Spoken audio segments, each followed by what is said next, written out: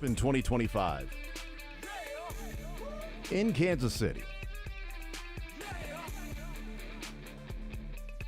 with Patrick Mahomes at quarterback for the Chiefs and Bobby Witt Jr., the shortstop for the Royals.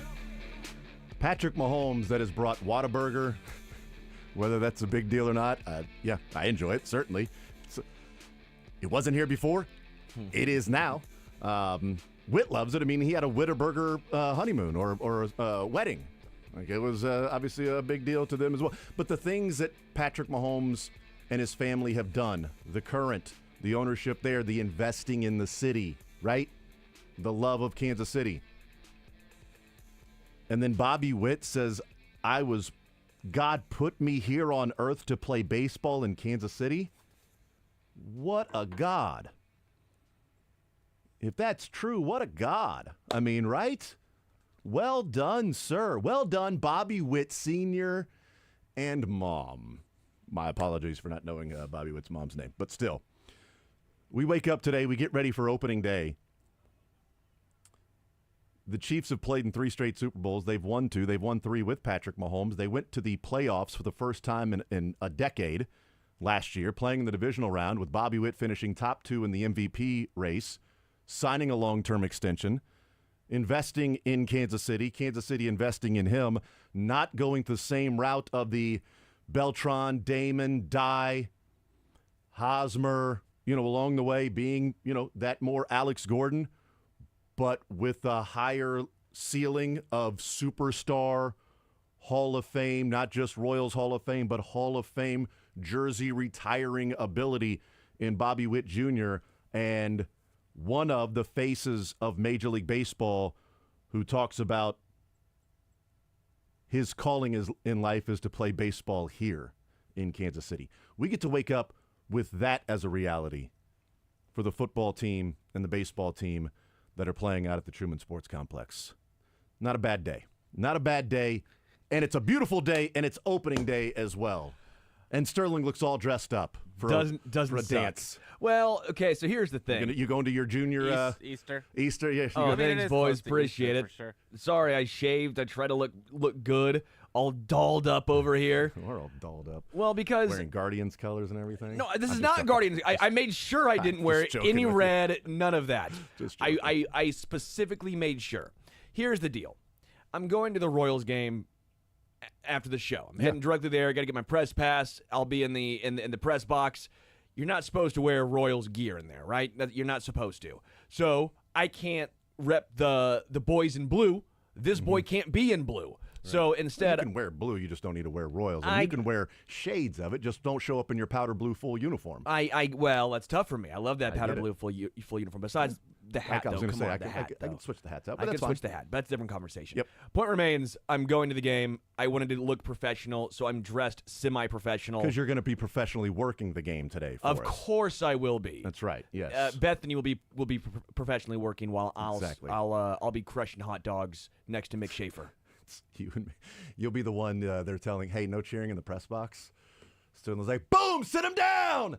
That a baby. Coltrane. Woo, woo. It'd be like, was it Luis Coleman's dad that was punching out batters in the stand? Jose Ramirez, you gots to go. You gots to go. You're not going to sneak a piece of cheese past a hungry captain. I start trying to do lead chants. Let's go Royals. Come on, Harold, let's go Royals. Sterling's running down the press row trying to get the wave going. Oh, Harold, Vahe, what are you doing? You missed the wave. McDowell, of course, McDowell's not going to. Jesse Newell's doing it. Look at that. Jesse Newell's involved. Here we go, baby. We got Jesse Newell going here. We got Jalen's a part of it. Let's roll, guys. Come on. Sam, what's that, Mellinger? Sit down. Okay. Hip, hip, Vahe. Yes, come on, right, baby. Here we go. Let's roll here, guys. Woo. What are we doing, man? Nate, what are you up to? All right, let's go, man. Let's roll. That's today. That's what Sterling's going to be doing out at Kauffman Stadium. Actually, hopefully not. And Bethany's going to be with her hand on her brow and sort of blocking that anybody can see her and slowly sliding away from him. That's why I wore this, to be professional. I'm clean shaven because I'm not going to do that. I want to do that. Yep. I want to grab one of those large frozen iced cocktails and crush about 3 of them. Don't do it. But I won't. Not going to do it. Wouldn't be I'm on prudent. a diet. Yeah, that's right. All the hot dogs you're going to have today really going to scream diet. Protein. That's right. We have a jam-packed show for you today. I mean, we have tons and tons of stuff to get to and hear from. Obviously, we're going to talk Royals opening day here in this opening segment. Max Reaper, Royals Review, will join us coming up about 20 minutes from now. We'll hear from J.J. Piccolo out at Kauffman Stadium, his opening day press conference from J.J., the general manager of the Kansas City Royals. Kent Swanson will talk some NFL football, some Chiefs football with Kent coming up at 11 o'clock. Matt Quattrero, he will give his opening day press conference at 11:50 or so. We'll play that for you live. And then in the noon hour, we'll talk with Myron Metcalf as the Sweet 16 is going on tonight. We got it for you right here on Sports Radio 810 WHB. Ryan Lefevre has told us that he's going to carve a few minutes out for us in the noon hour and find a place somewhere. I say just sit next to Denny and let's see if who sounds more like Denny than Denny or me. That's probably not going to happen, but coming up in the noon hour, we'll talk with Ryan Lefevre, and then we got Sports or Leisure, baby. And, it's going to be Royals opening day questions. So I'm getting a baseball category Good just for you. for today. Baseball. It's semi-leisurely, semi-sports, but we're going to do it. Yep. And you'll be semi-professional today out there at Kauffman They made a Stadium. movie about it. It's called Semi-Pro. That's exactly right, yes. And hopefully Bethany will be so over-the-top professional that it'll make up. She'll be 150% professional for your 50% professional. I'm going out Saturday, so I'll just be the cleanup crew. Thank you. Get all the Appreciate it. Sweep, sweep out. Yes, that's right. Bethany needs to worry about covering the game because Sterling won't be doing it. It'll be a one-person job today with 2 people there. We got to call Dylan in like it's at the Apollo to sweep Sterling. Sweeping him right off the stage out of the press box. So let's get into the show. What was that, Sterling? You were gonna put a bow on that? No, we're done. All right, we're great. done. Let's move on. We're moving That's on. great. Did you read the story with Bobby Witt in the Players Tribune? If you printed that off in a Word document and took all the pictures out of it as well, and all of the separation that they have between the paragraphs, it's 17 pages in a Word document. Bobby Witt did not just say, "Hey, I love playing baseball. Boys are playing some ball. Let's go play some more ball." No, this is a very detailed, introspective look at the Royals superstar, and he is not someone who is open. He's not someone that is going to elaborate. You could tell right away when we first started hearing Bobby Witt talk that he was sort of shy in not wanting to be the Vinny's the opposite. Okay, that's the end of the yang. Vinny and Bobby, they bat 2 and 3 in the lineup, and they couldn't be more opposite personalities, right? And Bobby reserved, except on the ball field when he's as loud as anybody out there because you can't help but see he's the loudest baseball player because he just pops off the field, right? Vinny is that fun personality in the clubhouse. I don't know what Bobby's like away from the media, but when the cameras are on, he's pretty shy to the point in answering, just excited to go play ball. There's a little bit Joe Bot-Tooney in there with Bobby Witt. So reading this about him growing up and his fears of playing baseball, and it makes sense when he talked about even as a child in Little League, he didn't want to play in the games, loved practice. Could go out there and practice, but the second he walked out there in a game and everybody was watching him and looking at him, and he just wanted to sort of slink away and not be seen, Yeah. In practice, nobody's looking at you or whatever. He's out there just playing, loving baseball. But for some reason, the spotlight hit him, and he couldn't respond in games. He responds now, obviously, but that still seems like his personality of being sort of shy and reserved off the field. On the field, you're going to see Bobby Witt. So I thought that was cool, and him talking about coming up and the Little League, the high school, before he'd ever played a varsity game. He had been offered a scholarship to Oklahoma, as most of us have. Yeah. I mean, who amongst us not have a scholarship offer to Oklahoma to play baseball before you've ever played a varsity game? I mean, they're recruiting my son. He's 9. So Oklahoma offers everybody. They throw a blanket over every kid in America. You go to a perfect game workout, and it's just Oklahoma scholarships thrown it out. It's like Oprah. You get a scholarship, and you get it's obvious everybody does it. But anyway, that's the player that he was. But then hearing him talk about Kansas City and God putting him on earth to play baseball in Kansas City, that He said, quote, "This place, everything about it, I don't know exactly how to explain this, but it fits with me, with who I am in Kansas City." And my God, can you endear yourself to the community anymore, Bobby? I mean, you're already a Cy Young candidate. You're already part of the new face. He's a Cy Young candidate too? He could be. He's trying to Shohei Ohtani this. You understand? Like, he could be. Well, who's to say he couldn't go out there on the mound? I mean, he's Bobby Baseball. It's natural. If he would have been a pitcher like his dad, I mean, who's to say he wouldn't be, oh my gosh, you got Tariq Skubal and Bobby Witt out there. Who knows? But, like, the new faces of baseball. Baseball America wrote about this, came out this morning, I believe. This morning is when I checked it out.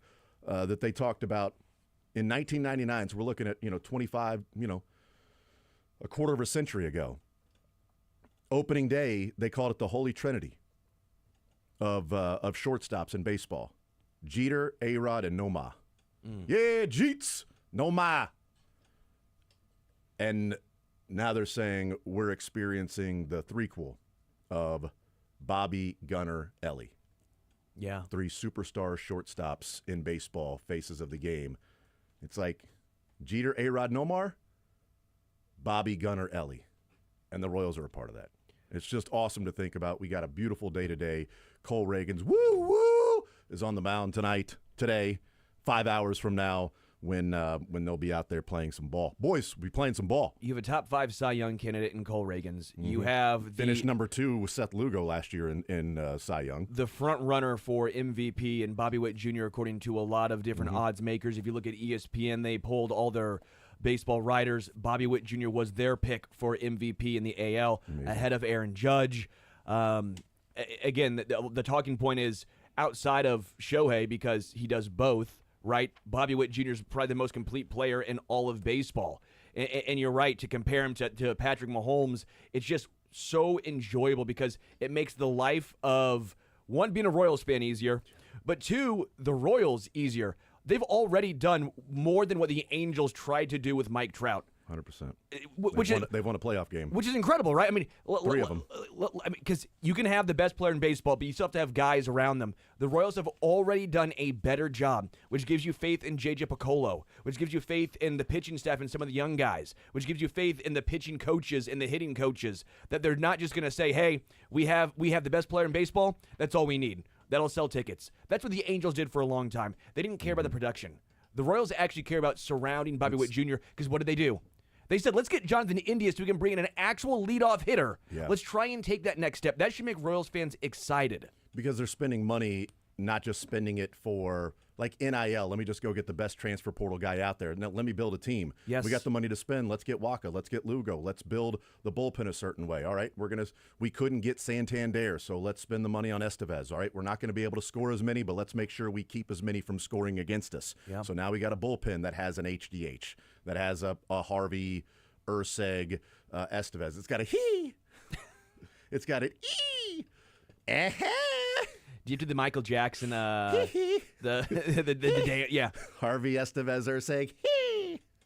That's so stupid, man. What are we doing? I don't know. It's You did it. opening day, man. All I thought was Dylan was the Bobby Witt Jr. when I was Dylan's Bobby Witt Jr. I'm probably the Vinny. You're the Salvi. I love it. Thank you, my friend. Appreciate you. I wanted to look at this, a couple of things, and we'll take a break. We'll talk with Max Reaper, Royals Review, about this. But I'm going to bring it up with Ryan, Lefevre, who's been around this team for a while. You talked about Cole Reagans, one of the favorites to win the Cy Young. Lugo finished second in the Cy Young last year. Waka is like the model of professional baseball pitcher, right? It's like, what would a professional baseball pitcher look like? Michael Waka. There you go. Great call. Just simply shows up, does his job, and walks off the mound and hands the ball to the skip, and 5 days later toes the rubber again and does his job. That's Michael Waka. Cole Reagans is also reserved, especially in front of the media, but he's throwing 100. He's throwing it by you. He's striking out 200 in a seat. And Seth Lugo is the chemist. He's the guy that is the beautiful mind. The numbers are streaming through his mind. He's Will Hunting on the chalkboard when he's out there with his 11 or 12, and I think maybe now 13 different pitches since he's added a couple of new grips to something, because why the hell not? Because 11 pitches, probably not enough. Let's throw a couple of more grips out there. Let's just tinker with it. Let's see what if I move my middle finger just to the right of the seam here. Now let's see what the ball does. Ooh, that's fun. It's like, who does that? Dylan, that's easy to do, right? As a pitcher, just let me move my index, or let me move my middle finger just a little bit over, about a centimeter or two on the seam. Let's see what it does now in the middle of a game in Major League Baseball. Yeah, it took me years to do it, so it's that's the difference between levels. God, when you get to the pros, you can just do blinkers and all these other things. Tinker with this a little bit. Like, I tried to throw for a long time like a circle change. I spiked it like 90% of the time, and then Seth Lugo, I know it's different, but these guys have so many different variations. Yeah. The ability to do that isn't like, I want someone to go outside right now, move your finger over on a seam, and just see if you can throw a strike. Yeah. You're not even throwing it 90. Yeah, right. You're throwing it 45 miles an hour, and you're still not changing anything. Like, you might move or change a grip or whatever, and it doesn't actually make anything change with the action. That's a good point, too. And also along with that, not changing how you throw it either, your arm action, too. Because I've been showing my son, like, we're going through the mechanics over and over, right? Process over results. And teaching him about repeating your delivery, repeating your mechanics over and over again. Try to perfect it. Your knee comes up the same spot. You drive your front hip the same way. You dip and drive, whatever you want to do, whatever you feel like, as long as you don't open up your front hip, your arms. All of those things are going to be, they have to be the same. And I'm showing him pitching ninjas overlaps of different pitches. Yeah. And it's great because he's showing the way the pitches are going. What I'm showing my son is this an overlap? Are these two different pitches? Because until the ball leaves the hand, you don't know they're two different pitches, because everything is exactly by the inch in sync. The kick, the drive forward, the landing spot, the arm angle, the release point, everything is exactly the same. How in the hell, for 100 pitches in a game, do you not mess up by an inch or anything where your foot lands? And by the way, if you do, the other team will see it, and then 100%. they'll tell all the batters now you're tipping in the your lineup. pitches. Yep. That little bit, like, it's unbelievable to see those things. But my point being, as we got off topic, which never happens here. No. My point being is I went back and looked, and I want to talk to Ryan about this, and I'll bring it up with Max Reaper too. Like, when's the last time the Royals opened a season with a pitching staff like this? 94 starts between Reagans, Lugo, and Waka last year. 94 starts between those guys. You want to know why the Royals won 86 games? Because 94 times out of 162, those three guys were on the mound. Lugo, Reagans, Waka, 94 times. And I went back and looked, and I'm thinking 2014, they had Shields, Ace, Guthrie, Vargas, and Duffy. That's pretty good. I'm talking about these three, but also with Bubic and Lorenzen, see what they do. But I was saying like Edison Volquez. Right, in 2015. Yeah, that would have been. Volquez coming in. But I think 14 starters with Shields in there and Ace, Guthrie, Vargas, Duffy, out of those five was pretty legit. And then 94, if I'm thinking like Cy Young candidates, because how many of those guys were like, hey, this is a Cy Young candidate when the Royals have two of them? Like 94, Cone, Apier, Gubazov, Flash Gordon. Yeah. Those four guys. Like, that's how far back I think you got to go to find a top three where you're talking about Cy Young candidates in a pitching staff to start a season. And that sucked because that was the strike year and the Royals were playing fantastic baseball. But I think that's where the hope and the optimism comes from, is because, like, when have the Royals ever in our lifetimes, certainly yours, opened up a season where you said, ooh, the pitching staff is the strength. The starting pitching is the strength, because, good God, those early 2000 teams had to win 8-7, had to win 9-8. Like, they had to outscore everybody because the pitching was brutal. They couldn't afford it. They couldn't develop it. They couldn't retain it. And now it's identifying and developing and smartly paying. Yeah. And they have built this now where the starting staff is like 94. And I know I'm not saying it's 94 is the best. I'm saying since when? Yeah. Like, since, because obviously 85 and you've got some of course. those with, Sabes and Lee Brandt and those and Jackson and so you've got those starting staffs, but like 94 when you're talking about Cy Young candidates at the top of your rotation and depth to go along with it, like, that's the excitement, is that you got a guy who might win the Cy Young going to the mound today. Yeah. And then on Saturday you got a guy going to the mound who finished second in the Cy Young last year. You're 1-2, man. It's phenomenal. It was like the reverse in the postseason. It was like the bullpen was the liability, and the starting staff you were just praying could eat up as many innings as possible. Where the last time we were in the postseason, it was like just get to the fifth. Yeah. Get to the fifth with the lead and it's done, or get to the fifth within striking distance, and the other team's going to start making diamonds. Just a crumble. Yep, absolutely. 09 Zach Greinke coupled with name a guy. 09 Zach Greinke. With Brian Bannister. It's like you've got $15 to build this roster. Okay, let me spend the $10 on Mahomes and then pick out the rest 4. I don't care. Yeah. that's my team's on the field. All right, $15 on Mahomes and I'll figure out the rest. Zach Greinke and Vin Mazzaro. Let's go, baby. Let's rock it, man. We'll take a timeout. We'll come back. Max Reaper, he'll be our ace today, leading us off in what is going to be a packed show over the next 3.5 hours, heading up till 2 o'clock. We'll take a timeout. We'll come back. More Zone next.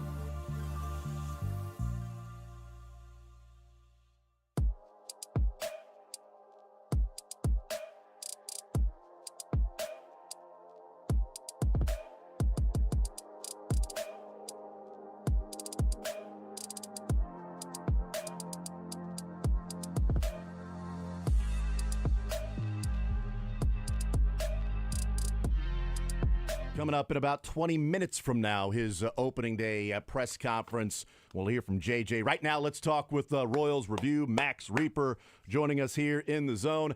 Max, welcome into the show. How you feeling, brother? We are less than 5 hours away. Happy opening day, man. We have beautiful weather in Kansas City for a change for opening day. I love it. So happy opening day to you and yours. Absolutely, and to everybody who celebrates. The lineup is out, Max, I should say the lineup has been released. It's out. We know what it is. Have you seen it, Max, or do you want me to tell you live on the air and get your reaction? Yeah, go ahead and tell me live on the air. I missed it. I haven't seen it yet. All right.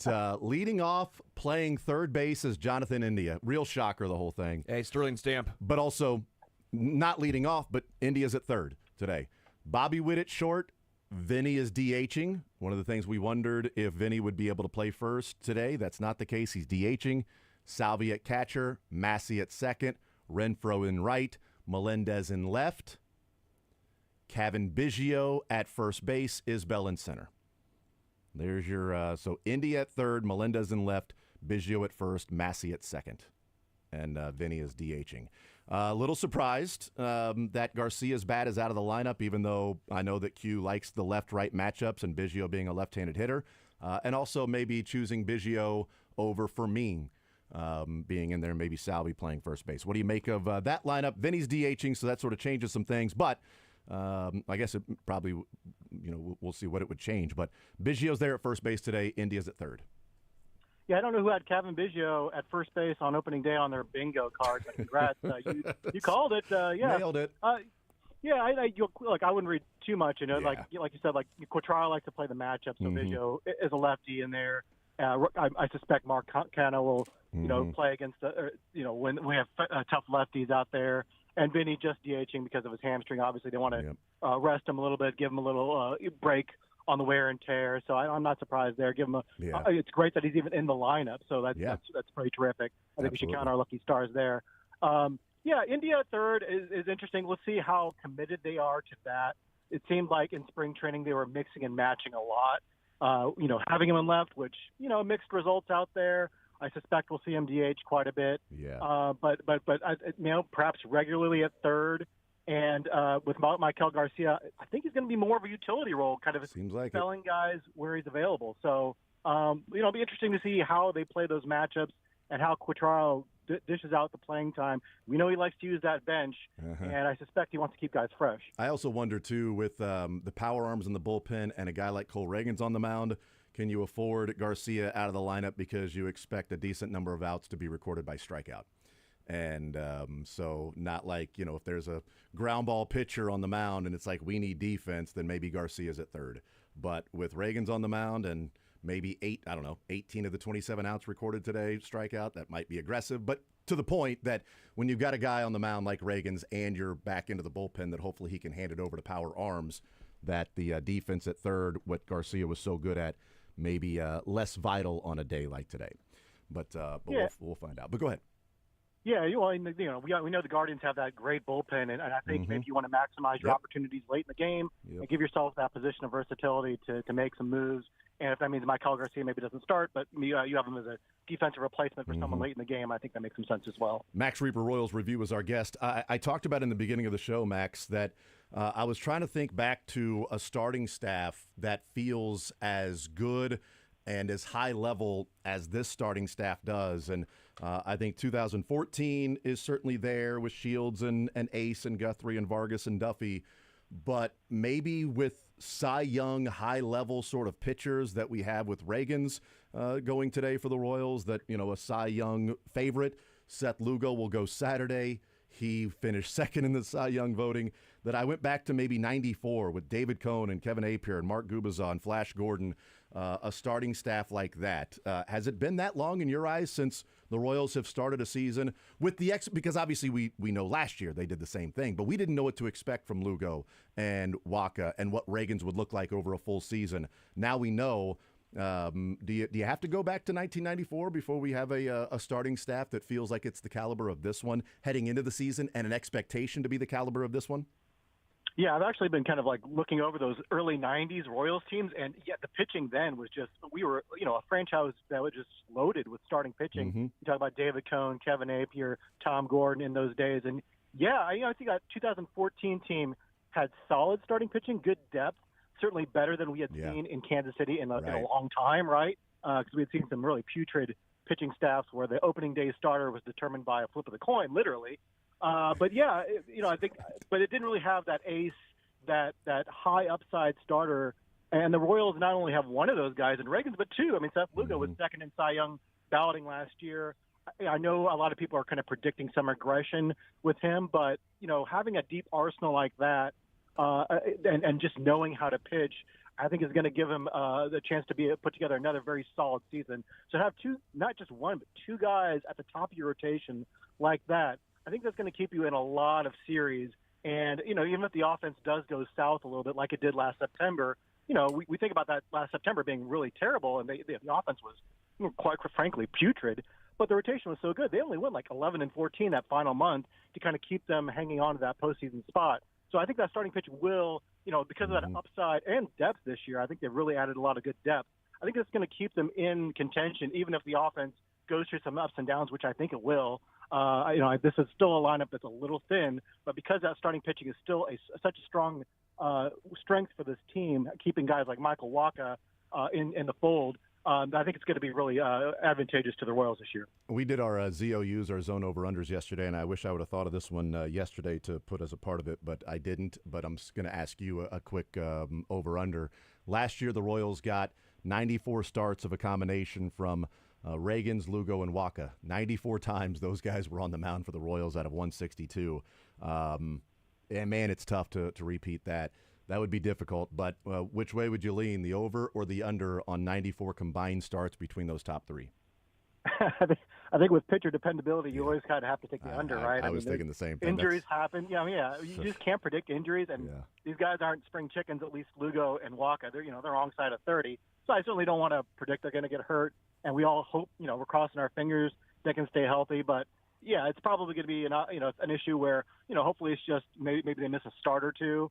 And certainly not out for an extended period of time. But look, I think the Royals have planned for this. I mean, they knew. I mean, J.J. Picollo's talked about it. We need 8, 9, 10 guys to be starting pitchers this year to get through an entire season. It's a long season, and he knows how old these guys are. He knows that they're ramping up their innings like they haven't before. Luco's never thrown 200 innings before. Michael Wacha hasn't thrown this many innings in a while. Chris Bubich hasn't thrown more than 30 innings in a season in a couple of seasons. We're going to see how he does as a starter. But they've got a lot of options there.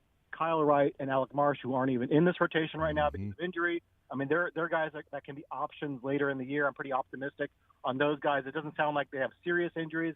And they're guys that, can I think, would make a lot of rotations when healthy. And we'll see what kind of role they have for the Royals. But I think they're guys that can actually contribute and not just, take up space.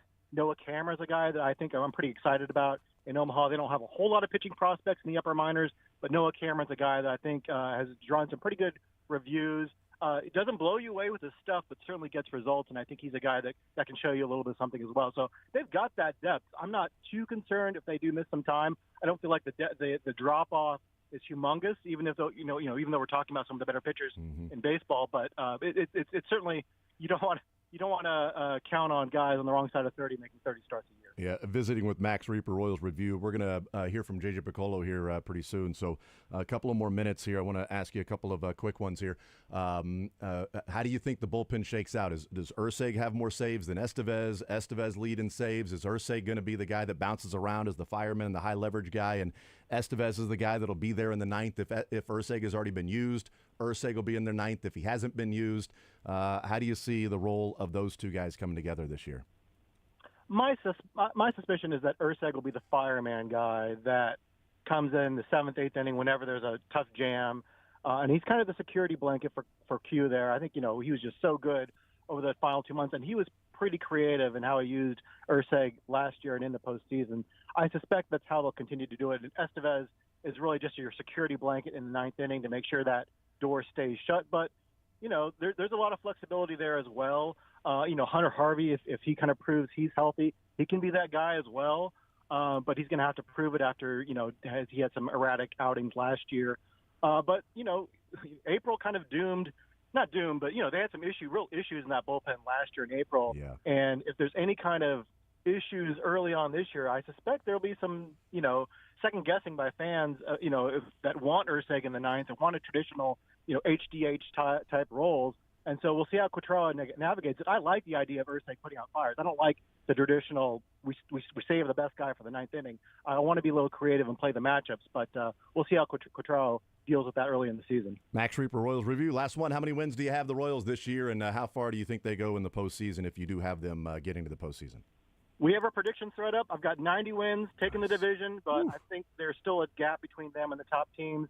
I see them falling in the ALDS again, but they'll have to maybe make some big moves next offseason to get them over the hump. We'll see what happens. Max Reaper Royals review. Max, enjoy the baseball, and we'll catch up soon when we're actually discussing things we've seen out there on the field. Appreciate you taking some time out, brother. Happy opening day to you. Thanks a lot, Jason. Absolutely. There's Max Reaper Royals review.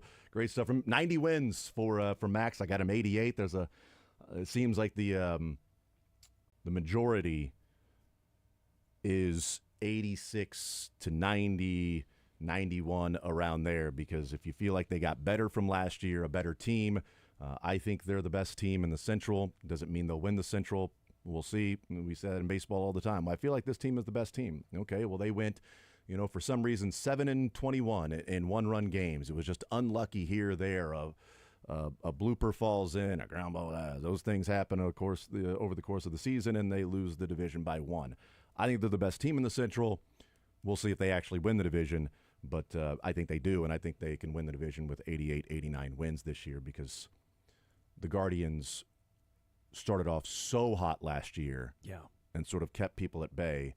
The Twins made a comeback. The Tigers made a comeback. The Royals were sort of steady that year, and we'll see what ends up happening with that. So yeah, 87 for me, and the White Sox just White Sox. Yeah. Well, that's the only reason that the American League Central had 3 teams in the divisional series and 1 in the American League Championship Series is only because they played the White Sox during the regular season. Only reason. It's the only reason, according to every other fan base. What other reason would there be for those 3 teams to be playing in the divisional round and then one of them play in the American League Championship Series? It's because the White Sox are in their division. It's the only reason. I love Baltimore. Like, the Royals beat Baltimore. Well, you're only here because of beating the White Sox. The Royals beat you! And you? Those O's ain't royal. No, and Twins also in the division. We'll see how they do this year. One of the favorites to win the division. But at ESPN and a number of other places, the Royals picked to win the American League Central. We'll take a timeout. We'll come back. The man who put together this team, J.J. Piccolo, we'll hear from him on the other side of the break. More Zone next.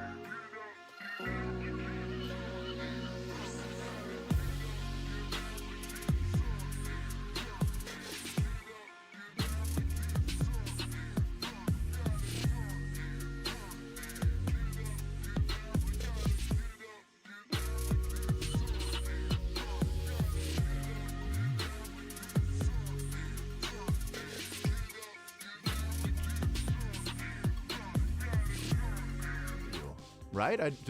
Or befuddle you. I just wanted to fuddle you a little bit. I was fuddled. Yeah, I know that. We'll talk with Ryan Lefevre coming up in the noon hour. Myron Metcalf joins us at noon. And then Kent Swanson joins us in the 11 o'clock hour. We'll hear from J.J. Piccolo when his press conference starts here in just a little bit, getting ready for opening day today. 3:10 first pitch. And it's supposed to be just beautiful out there, right? Just absolutely gorgeous. Gorgeous. I think the temperature is going to be 78. That means the official time and temperature brought to you by the parking spot. 3:10 first pitch, 78 degrees. Should be a little windy out there. Let's hope it's blowing out to, I don't know. Depending on what you want. Yeah, I want Bobby to tank a couple water balls. That's what I would like. Well, he can go opposite. Let's say wind blowing out to right. Doesn't matter. Just because with Reagan on the mound as a lefty, that means Jose Ramirez is batting right. Let's say wind blowing out to right field. Look, man, I'm Al Davis in this thing today. Just win. I don't care how. Just win. That's 4-2. 1-0, 4-2, 7-3, 10-9. I don't care. Win. 2 Raider rules: cheating is encouraged, and see Rule 1. Just win and just run fast. So you're a huge Houston fan then, huh? Well. You love trash cans? Brady fan, Houston fan, whatever it takes. You know what I mean? Body language fan, like Old Brady. School White Sox fan, Gotta do, Black Sox, my bad. Losing, but that's fine. But you made some money out of it, so that's all good. JJ Piccolo? All right, let's hear from JJ. You want to start us off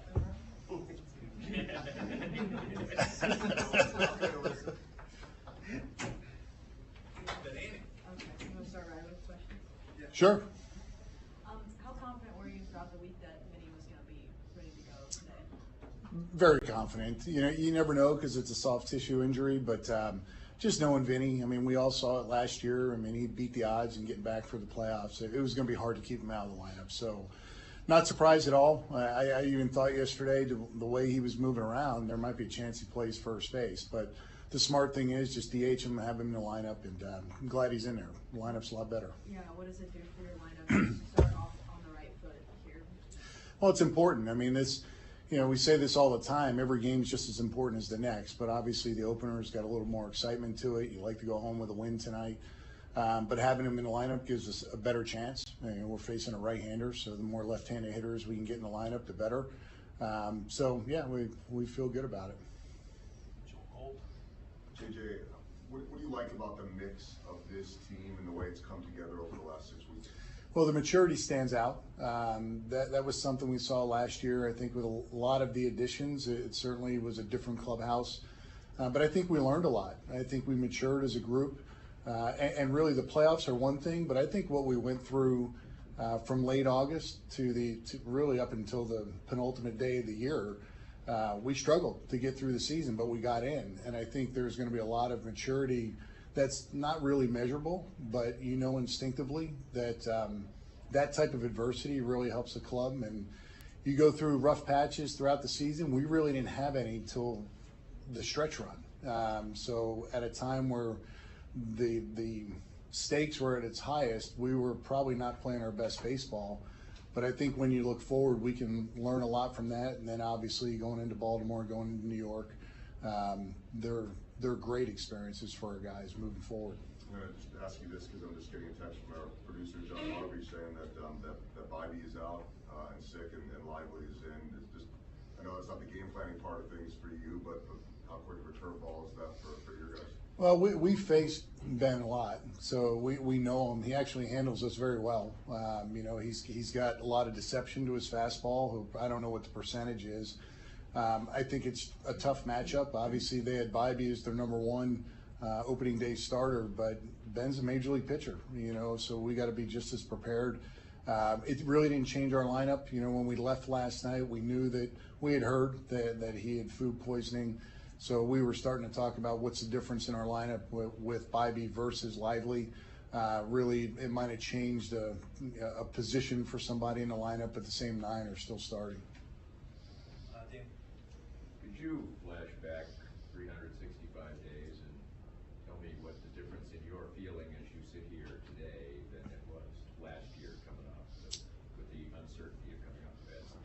I think last year at this time there was optimism that we could have a better team and make a run for it. We heard that a lot in spring training in 24, that the team believed in themselves, but they went out and did it. So I think this year the difference is there's a confidence, a different level of confidence in the team because they've now done it and they believe in themselves. There's some momentum. The team we're playing today has a lot of momentum as well. They had a great season. But all of that's great to start the year, but you got to go out, play the games, and we got to play well. We got to play well in all facets of the game to repeat what we did last year and hopefully take it further. But the confidence level is a little bit higher right now than last year. I would categorize it as optimistic. JJ, we talked a lot about Jonathan India and his impact that he's had since he's come over to the team.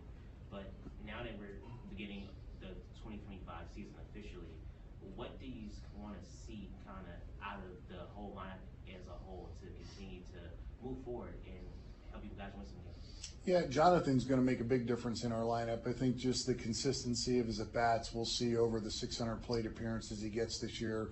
We saw it for a month. It's exactly what we thought it would be, so that's great. But over the course of the year, if there's one thing I would point to that we did really well last year that I think we're still going to need to do is capitalizing when we have guys in scoring position. I think that was our offense last year. There was an identity to it. There was a pride that our hitters took in getting that runner in. If we can do the same thing, that would be outstanding because I think we're going to play in a lot of one-run games. I think we have a good offense, but I don't think we have an explosive offense where we're going to be scoring 7-8 runs a game. So pushing runs across when we have the opportunity to do it, I think will be a predictor of our success. In addition to Jonathan India, you had Kevin Biggio. We're not rostering right now, makes a big roster in the late trade for Mark Cannon. It seems like there's an emphasis now on base ability over maybe some positional versatility or speed. What do you see in those guys, and how are they going to be able to help the roster as we move forward? Well, I think exactly that. The on-base ability of those three, counting Jonathan with Kevin and Mark, that's clearly what they do well. And, last year we had a hard time overall. I think Bobby, Vinny, and Salvi and Michael towards the end of the year did a great job in getting on base. But now you had some stability when you have guys that, right now Mark and Kevin are going to get opportunities to play. If they can get on base when their opportunity comes, that would be very, very good for us. And then Jonathan's going to be in the lineup every day. So if we can get some consistency and getting on base and not put all the pressure on those three guys, I think we'd be a better offense overall. And there's others too. We still expect guys to progress as they get older and more experienced in their career. If all those things come together, then our offense could be better than last year. Yeah, I was going to build on that, JJ, but we all know through 1 through 4 the batting order, but 5 through 9, just how much do you want to see that progress, and how big is that going to be for this team getting from being in contention to win? I think it'll be very, very large in our success. So, and if we can produce with guys in scoring position, I think we'll be similar. If those three guys that I think you're referring to can take a step forward, our offense can be very good. And it's just we're not going to be a team. We've never been a team that counts on hitting homers, but doubles play in our park and running to base as well is what we pride ourselves in. With Michael and MJ, those guys can run the bases, and they're impactful. So if we can get them on base more, then we have a chance to really manufacture more runs. And that's what you want out of the bottom of your lineup is to count on them to put some runs together. That's where you see the little things like move the runner, get them in. If they can do those types of things for us, we'll score more runs per game. So it doesn't necessarily have to be monster seasons for them. It just needs to be cleaner baseball. And if it's cleaner baseball, we'll be more productive as an offense. Yeah, a couple things. What's opening day anticipation like for you? I mean, I know you've been in Arizona for the past month, but still, do you feel a difference in Kansas City just the few days you've been back, maybe comparatively to last year? Oh, yeah. No, I mean, I thought yesterday the turnout for the workout was great. I don't know what the final number was, but it was good to see that whole side of the stadium filled, so I know our fans are excited. In a couple days, I've been home bumping into some friends. They're all excited about the season.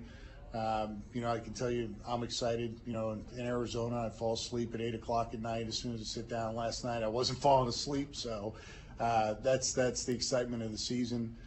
So it's fun. This day is always great. I mean, you go back to when we were all little kids. Opening day was a big deal. That was the only day of the year I think I got sick and missed school every day, every year. To watch whatever was on TV. So it's exciting and it's fun to be a part of. In regards to your bullpen, it seems like, at least roster-wise, that's the biggest difference between a year ago at this time. What's the confidence that you have in the back end? Yeah. We were very confident as we ended the season last year. What Lucas did was incredible last year. What Zerpa developed into, what Daniel Lynch did, what Sam Long did all year. They became a very good bullpen to end the season, and they were pitching in really high leverage situations. And you look at all different ways to improve your team. Hunter Harvey was hurt last year, so just having him healthy is going to make our bullpen better. And then adding Carlos Estevez to the bullpen, it's deep now. And we didn't have power last year. We have some power now. We have some guys that can strike out. It's going to give Q a chance to match up. I'll be interested as much as you are to see how this shakes out. Right now we don't have we haven't designated a guy as a closer. Maybe that develops over the course of the season. Maybe the matchups are the way we go. But we have a lot of options there, and we have a lot of ways of bridging the gap to get to those four guys, the guys that have the ability to strike some guys out. So the depth is important, and when we look at, hopefully we're sitting here in October and talking about the season in a positive way. If we're able to not put so much pressure and the bullpen usage is so high, if we can, because of the depth, save some guys and use them properly, give them the rest, we'll be in a better spot in October. And that's really what you need to get through until that first week in November or whatever the last day of the World Series is. With Michael, not in the opening day lineup, but he was pretty much an everyday guy last year. What do you expect his role to be this season? Yeah, Michael will play a lot. It just so happens today, the way the matchup worked, he wasn't in there. And that was, that kind of, made us scratch our head a little bit. How can we make this work? Because we know Michael's a big part of what we're doing. On the other hand, I think it speaks to the depth of our roster being a little bit better. So that's going to happen. And, we've had discussions with players about having DH when they don't necessarily like the DH, because that may be the best way for us to put the best 9 in the lineup that night. But you've all seen it. There are many nights we use all 13 guys. So I would be surprised if Michael doesn't get in the game today and still has a chance to impact the game. And even though they may not, not all 9 guys or 13 guys are everyday players, a lot of our guys play every day. And it's something that the players did a great job embracing last year. I'm sure there's a level of disappointment on Michael's part not being in the open day lineup, but he knows he's a big part of this team moving forward. Last year the team made a big leap going to making it into the playoffs and winning a series. I'm curious, what does the next leap look like for this team? Well, we want to try to temper our excitement and expectations with being real about what is the next step. So we got to the divisional round, but you got to start first with the regular season. And the goal has always been to win the American League Central. You win the American League Central, you have a chance of getting a bye. It doesn't guarantee you a bye in that first round. But the next step would be to win the Central. Cleveland, I forget what the difference was at the end, but they were better than us last year. So, the goal is to be better than the other 4 teams in our division, win the division, put ourselves in the best spot to move deeper through the playoffs and hopefully get to a World Series and win a World Series. That's what we all do it for. But getting to October is number one, and getting there healthy and in a good spot would be more of a priority. Still confident in India and Massey going out to left field throughout the season, and how much do you think both of them will play out there? Yeah, hard to say how much either one will play out there at this point, because adding Mark to the group might change that a little bit. I think Mark's very capable of going out there and playing left field. I think it's something we still have to let play out a little. Talking to Q, I said, we can go into the year with a plan, which we have, but it can also change. As the season goes on, it can change. Very few teams look the same in the beginning of the year, or the usage looks the same as at the end of the year as it did in the beginning of the year. So I think we just got to, instinctively, also with our projections, what our data is saying.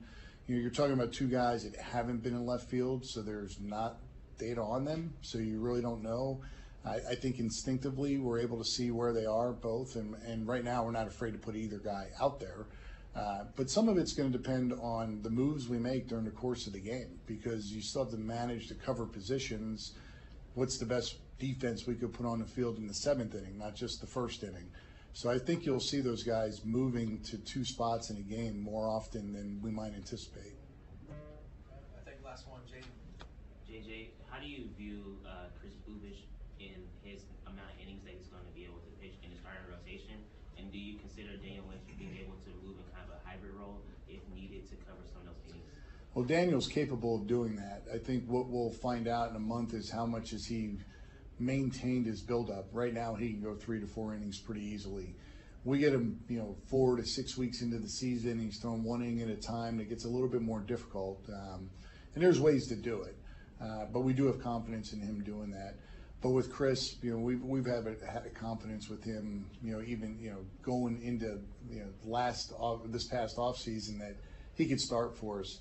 How many innings he can handle is a tougher question to answer. But when you total up his innings between rehab innings, minor league innings, major league innings, then you try to factor in the leverage that he threw in, throwing 2 out of 3 days, and he may have worked harder and his workload may have been greater than his actual innings. So because of that, we're not really putting a hard number on the total number of innings he can pitch. So anywhere from 130 to 150, I think, is very reasonable for him. But we'll know as we go through the season how well he's handling, how well he's recovering. Are we seeing signs of fatigue? Is there times to back him off during the season?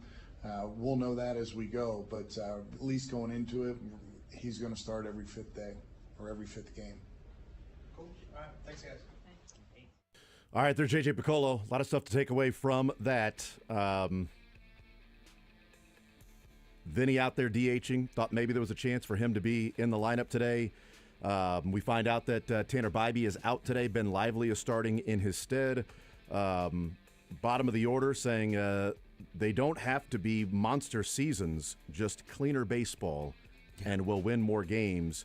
And then speaking specifically of Cavan Biggio and Mark Canha, I think he said getting on base about 10 times in his answer, and then talked about the bottom of the order base running, whether that's Isbell or Garcia coming off the bench or Blanco, that those guys get on base. You got base runners. You got guys that can run the bases for them. Manufacture runs, win more games with the bottom of the lineup. So, and Chris Bubich, no hard and fast innings limit on him, maybe 130 to 150. Let's go. Let's go, baby. Let's roll. I am enthused. Coltrane, woo, woo.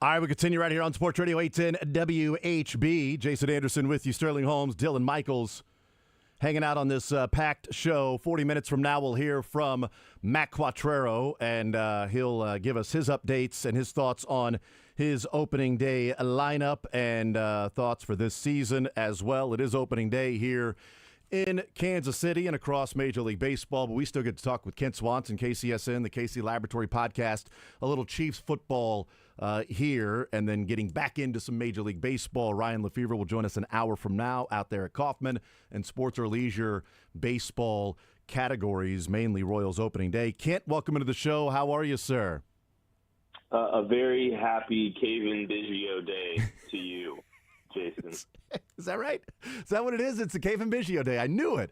I've been I'm so excited for the Kevin Biggio experience, man. I can't wait. I've been going about this whole thing wrong. I've been thinking like happy Bobby Witt Day, happy Cole Reagans. Woo, woo, woo, woo. We got the Cole train going today. Ooh, yeah. That's what I've been thinking about, you know what I mean? But, man, I wasn't even thinking about the Killer Bees, Bobby and Biggio. You know what I mean? Like, let's rock this thing, baby. Let's do it. I can't wait. I'm so excited. No doubt. No doubt. By the way, I wanted to ask you this because I know you love baseball as well, and here in Kansas City while being, a Chiefs analyst, watching baseball and things like that. But, I read the Bobby Witt Players Tribune story that was out there yesterday, and I just, you hear him say that he feels like God put me here on earth to play baseball in Kansas City. This place, everything about it, I don't know exactly how to explain this, but it just fits with who I am. And I said this to start off the show, Kent, that, we wake up today here in Kansas City, and somehow, some way, the quarterback of the Chiefs is Patrick Mahomes, and maybe the best player in baseball, the face of baseball, is the shortstop for the Royals. And while Mahomes is getting close, both of them currently, their age starts with a number 2. We are so unbelievably blessed to be living in the era that we're living right now. And, I say this a lot, just in general, but I think the city of Kansas City deserves everything they've got. They've been through so much with, both of these organizations historically, and they've been very loyal to these organizations historically. And the Royals rewarded fans with, an unprecedented run of the 2010s, but, and that pays off everything, that Royals fans have been through. But I think, this is certainly a cherry on top to a lot of loyalty, a lot of love, and a lot of passion in this city for these teams. And enjoy it. Like Andy Bernard says in the Office, you don't realize you're in the good old days, when you're in them. And we're here. We're here, so soak it all in and enjoy every second of it. Don't take any of this for granted, for sure. Yeah. I remember in college, some of the alumni coming back, like, man, wish I could exchange with you right now. You're like, all right, buddy. All right, old guy. He's like 26 years old hanging out there. Like, get out of here, weirdo. You're like 4 years older than me. Like, you're ancient, dude. What are you collecting Social Security yet? I mean, good God, man. But it was like, man, just enjoy this. It's like, man, nobody ever tells you that you're in the good old days while you're in the good old days. It's like, well, actually, a lot of people tell you. You just don't listen. And I think there is an appreciation because of what we've been through here in Kansas City to get this time where the Chiefs have played in 3 straight Super Bowls. They've won 2 of them, and the Royals made the playoffs last year, and they've got one of the favorites to win the MVP this year, and Bobby Witt, and both of them will be in Kansas City for a long time minimum. And Bobby Witt, writing about, it really wasn't about the money for me. It was about being at a place that fit, and this place fit for me. The money was going to be there, so I wanted to sign the contract and get it over with just so I can go and play baseball. It's like, man, how about that here? And Patrick Mahomes, like Chris Jones joked about, how in the hell do you leave money on the table when you sign a $500 million contract? And yet he did as well. And all these quarterbacks getting extensions and new deals. And it's like, wow, that Mahomes contract looks even better and better. And I think in 2 or 3 years, we're going to be talking about how in the world is Bobby Witt only making that on a yearly basis with all these other guys, what they're making.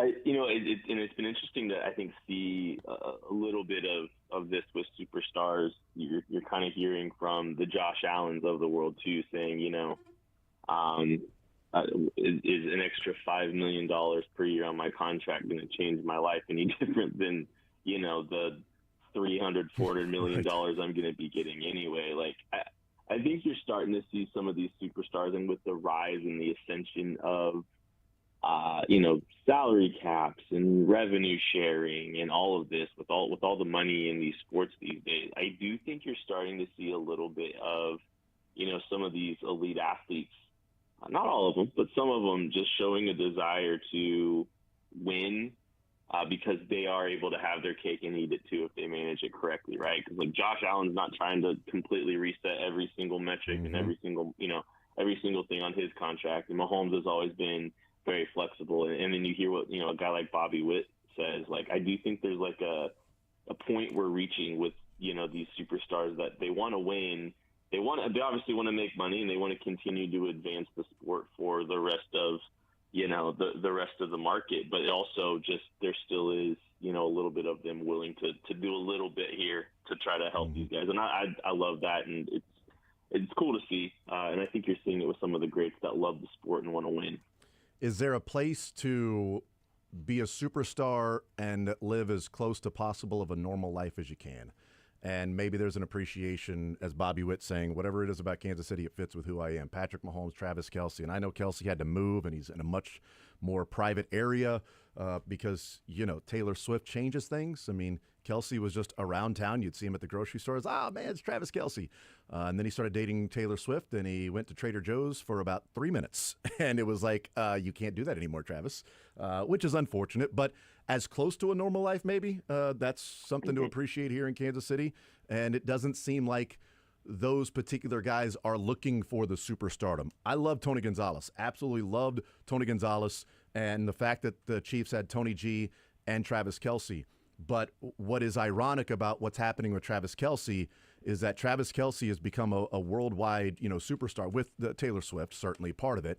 But now he's got all these, entertainment deals and Saturday Night Live. Like, he's doing what Tony Gonzalez wanted to do, but Tony G said he couldn't do it because he was in Kansas City. And Travis Kelce's doing it in Kansas City. So I just think there's part of that, too. If you want the glitz and the glamour, you can still get that on a national stage. You're not going to be forgotten in Kansas City if you're a star. But also maybe you can come here and live just sort of a normal life in the Midwest and down home a little bit rather than New York, L.A., something like that, just depending on your personality. Everybody's different. Yeah, we're definitely an area of the country that I think shows a lot of respect for people.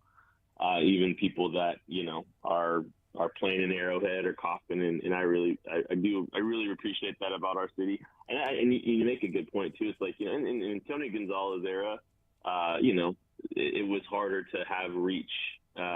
Maybe right. When you were in a market of our size. And we had the Facebook when Tony Gonzalez was at the height. We had the Facebook. That was it. Exactly, and now we've got you can be famous anywhere. You can be, you can build a brand, wherever these days now. So I mean, I think that is a good point. So yeah, you get the best of both worlds in an area like KC. Yep. Visiting with Kent Swanson, Charles Omenihu did not get the best of the contract that he was probably hoping for. Wanted to get your thoughts on this, Charles Omenihu. How big is the bringing back of Charles Omenihu, and maybe even adding weight to that, Kent, of the contract they signed him to that certainly seems to be a lot of incentives along with this, very affordable, and I think a good portion of those incentives could be not likely to be earned, so next year's cap. What do you think of Omenihu as a player returning and the contract they signed him to? I love the move of bringing Charles Omenihu back. I love the move in the context of the contract that they were able to get him signed for. And this has been a tough couple of years for Omenihu's value. I think for him personally, trying to navigate this where, he's not played 2 full seasons, be it for suspension or injury. And that's really kind of, I think, put a damper on his market out there. And why not just come back to the place that you have had some success in the last couple of seasons? You fit very well within the scheme and try to recoup some of that value. So like from a Chiefs perspective, I think they've got to be thrilled that they were able to get Omenihu back in the building for, a very incentive-laden deal. I do feel bad that Amenahu's value wasn't able to, fully bloom to what he was hoping for. And I think the reason that, he took him so long to sign was because he was, anticipating getting a little bit more. But I think just with the limited playing time the last couple of years, it's been difficult for him. So I think it's a great move by the Chiefs to get Amenahu back, and I think it's a tremendous value that could really pay good dividends for this team, who essentially has their defensive line back from last year outside of Trishawn Wharton. Mm-hmm. All right, Kent, we're running behind, and we've got hear from Matt Quattrero coming up later on this hour. So I'll get you on the record as well because why not? How many wins for the Royals do you have this year? Let's go. We're gonna go 88. 88. We'll go 88. My man. My man. That's enough to win the Central, too, by the way. I think so, too. Cleveland started off so hot and sort of kept everybody at arm's length the rest of the way. No Josh Naylor. They've got some injuries. Bybee is sick today as well, food poisoning. Not sure who did that in the area, but that's unfortunate. That's the other thing is the city, sticks together and helps out the local teams by, hopefully not purposefully doing that, but that's just what we're about. You know what I mean, Kent? It's all about winning. Win, no matter what. 88 wins for Kent Swanson for the Royals this year. Kent, you're the man. Appreciate it, brother. We are less than a month away from the draft, and we are, a week or so away from the draft guide coming out? When's that drop? Yeah, I think we're like a week and a half. We're getting there. Yeah. GUM.co/KCSN25 if you want 300 pages on Chiefs-specific draft content, so check that out. I always do. I've pre-ordered it. I'm just waiting for it to get there. Like, I want little snippets. Can you drop some little crumbs around? Just a little taste, baby. Come on, just real quick. I got these cheeseburgers that I'll do it for a couple of players here. Kent Swanson, KCSN, the KC Laboratory Podcast. Kent, you're the man. Enjoy the baseball, and we'll talk in a couple of weeks. A lot more football, obviously, as we get closer to the draft. Thank you, brother. You're the man. Kevin Biggio's hitting the home run today. Mark it. You know what? I'm going to DraftKings right now. Thank you, Kent. And if I lose, I'll just send you the bill. Thank you, brother. Appreciate it. Sounds good. It's nice. What a great guy, huh? He gave you that. How about that? He gave you a free winner right there. Kent Swanson, he's got his tout service, KCSN. You can pay him for the picks. He just gave out a free winner. Baggio, home run. Somehow you both misspelled his name. You called him Baggio, and he called Kevin. I just called him Baggio. Yeah. Well, I mean, what are you going to do? Incredible. I was thinking, is it Kevin Sturts? You're combining Bagwell and Biggio. I know, the Killer Bees. That's why I was going with the Killer Bees, Bobby and Biggio. The Killer Bees, baby. Happens. Come on, baby. Killer Bees. That was brutal. But it's Bennett Stinertz, right? Bennett Stinertz? Or is it, hold on, no. It's Kevin Sturts. I still have no idea how to pronounce Carlos Estevez right now because I thought it was Estevez, and everyone keeps calling him Estevez or whatever? Yeah. It's actually pronounced Emilio.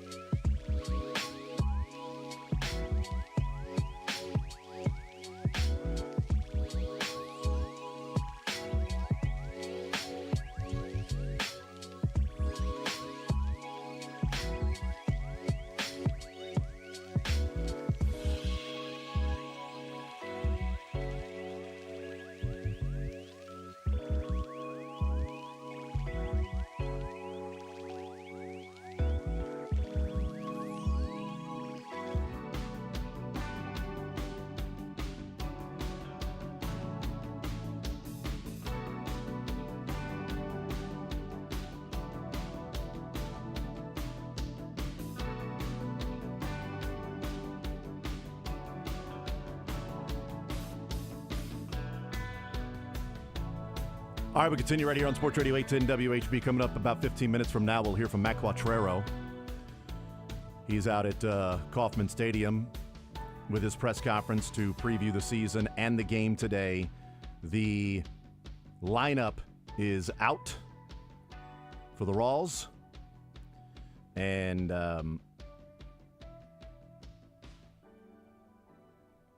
Jonathan India is leading off today. What a shocker. But no, he is playing third. That's been a conversation as to what would be the position for Jonathan India. He starts off the season playing third. Bobby Witt batting second at short. Vinny is DHing. I want to talk about that here in just a little bit. Batting third, DHing Vinny. Catching, batting fourth, Salvi. Michael Massey at second, batting fifth. Renfroe batting sixth in right field. Melendez batting seventh in left. Kevin Biggio playing first, batting eighth. And Isbell batting ninth in center field. I was out at the workout yesterday. Little man went out there with brother, my nephew, and my son, and father-in-law went out there. Nice. He's a Reds fan, so I'm like, hey, you can strike up a conversation with Jonathan India.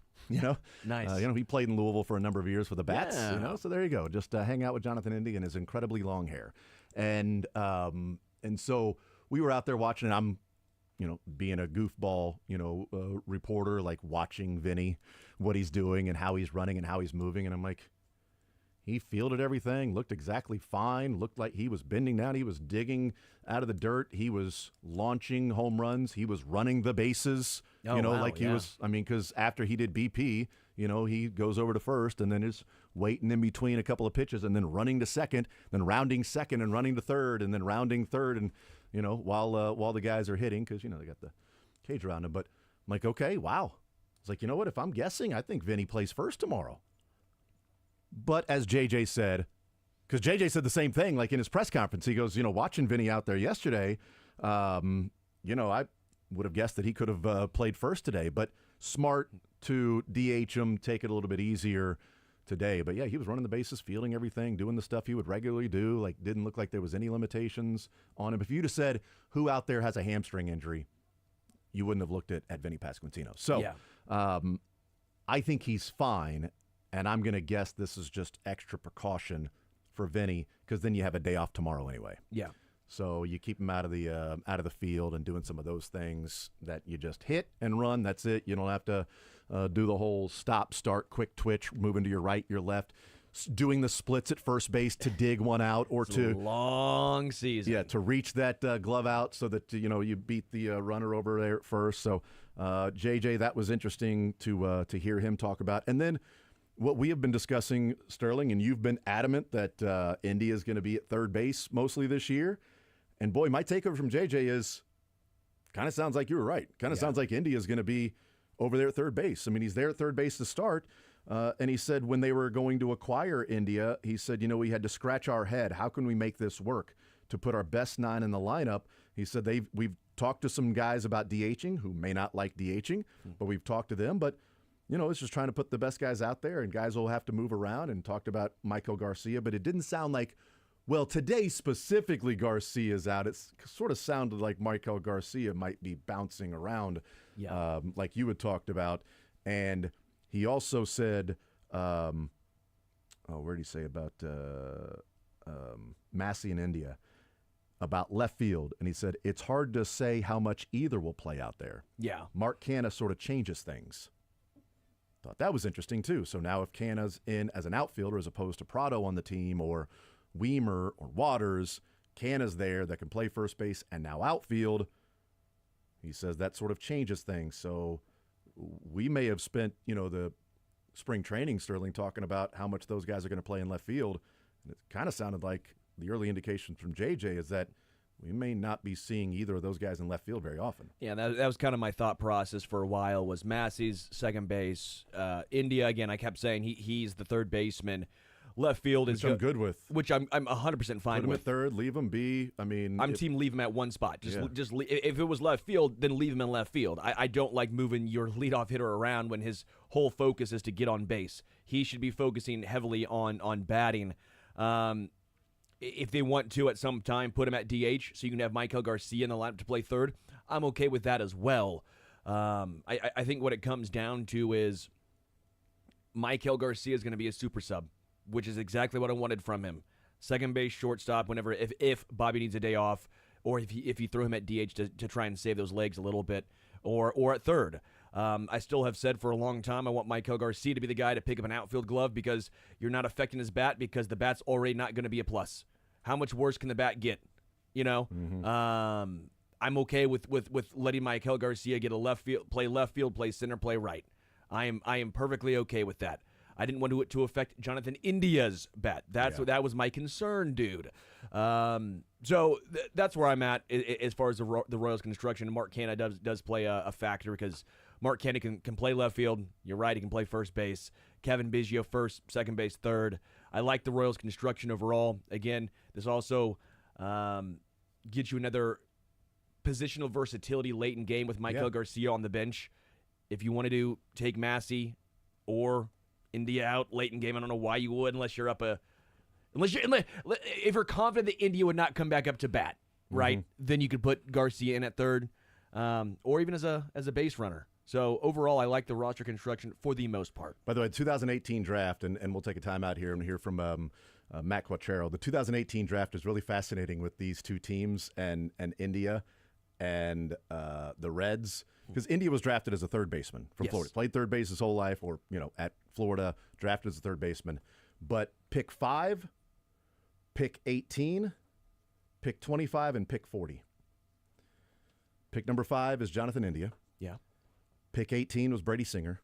They were specifically traded for each other. Pick 25 was Matt McLain. The reason they traded India is because Matt McLain is now playing second base for him. And pick number 40 was Chris Bubic, who they felt like they could trade Brady Singer because Bubic will slide into that spot for Brady Singer. Wow. That's 2018 draft. Those 4 selections in the top 40 all connected in being able to move piece for piece because another piece was ready to slide in. And by the way, both of them, the players that were drafted after the top 2. India number 5, McLain number 25, although they traded for McLain.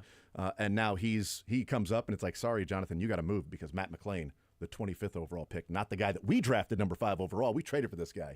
And then Brady, we got you number 18, but we feel like you're expendable because Bubic, has more than 2 pitches and is willing to throw and even develop more pitches along the way. So just thought that was an interesting sort of connection that I just realized, going back. I'm like, India he was drafted as a third baseman, in the top 10. I'm pretty sure. I just wanted to go back and check that was the case. All right, we'll take a timeout. We'll come back, and I'm sure that Matt Quattrero will talk about his lineup and Jonathan India at third base and Vinny DHing and Cole Reagan's on the mound and getting ready for opening day. We'll take a timeout. We'll come back. We'll hear from Matt Quattrero live out at Kauffman Stadium on the other side of the break.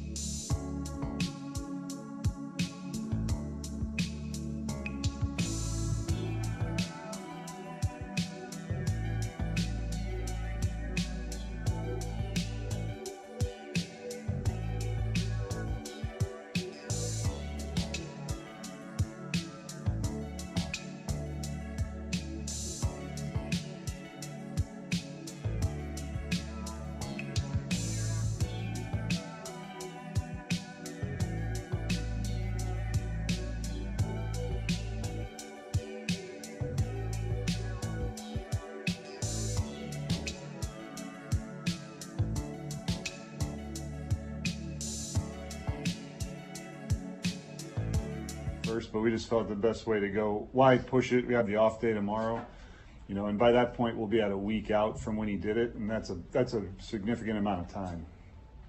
Joe.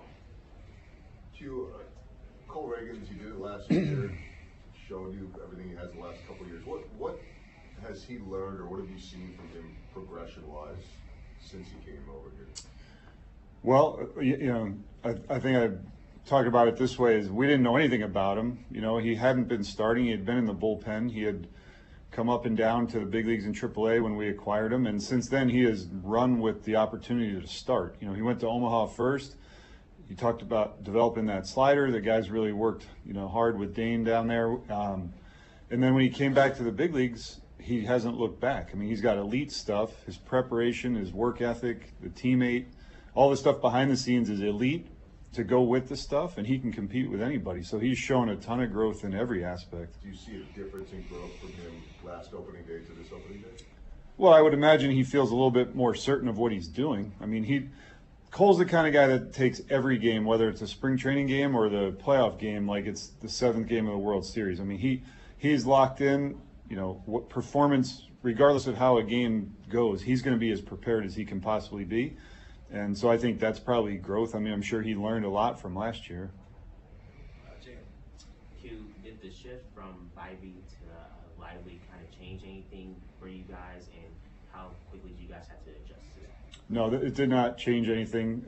And Vody called last night to keep us in the loop. I mean, that's a really professional move. And, I feel badly for Bybee. I mean, the guy signs a contract extension and earns an opening day start, and he gets sick before he pitches. I mean, nobody wishes that on anybody. So, but as far as what we were going to do today, it didn't change anything. I just wanted to ask about the bullpen's obviously a lot different than it was this time a year ago. What's the process over, whether it's the first month? I mean, are you comfortable with kind of rotating roles throughout the season? Would you like to have a process to define these guys' roles? What's just, kind of the protocol at the back end? I'm a big believer in roles get defined by winning games, because if you're losing, guys have to pitch. So more games we're up, the more said roles can be defined. But again, we've talked a lot about this whole team, bullpen, position players, regardless. They're very selfless. They really don't care. Let's go out there and win, and we'll see where those things fall. I just wanted to also ask about Michael, obviously not in the lineup today. How do you just view where he's at, and just your expectations for him? Yeah, well, Michael's going to play a lot. We know he's going to play third. He's going to play second. He'll play short when Bobby's getting that rare day off. He'll play some center. So he's going to be in there a lot. It just didn't work out that way today with, right-handed starter, Vinny DHing. So things got shuffled around a little, but Michael's going to play a ton. What was the decision to have Biggio at first over Canna? Was it just handedness or anything else? Yeah, I mean, we're trying to manage the whole game too. So, we know they have lefties in the pen. We have a lot of lefties in the starting lineup. Canna's a proven guy off the bench. We felt like that was the best way for us to attack the starter as well as the bullpen. And was there any thought in putting Salvi at first, or did you want him to have him get that start at catcher on opening day? We certainly thought about it, but I think what's right by Salvi, what's right by our team, what's right by the fans is to have Salvi catching on opening day. Do you take any extra stock in opening day, or do you just view it as game 1 of 162, and there's nothing extra with it, even though it is first game of the season? Well, there's extra emotion, but there's nothing, if we win today, we don't get extra points or anything like that. It's one win. Clearly, that's what we want. That's what the Guardians want. Everybody wants to win every game. But as far as if we lose today, then it doesn't change what we're going to do on Saturday.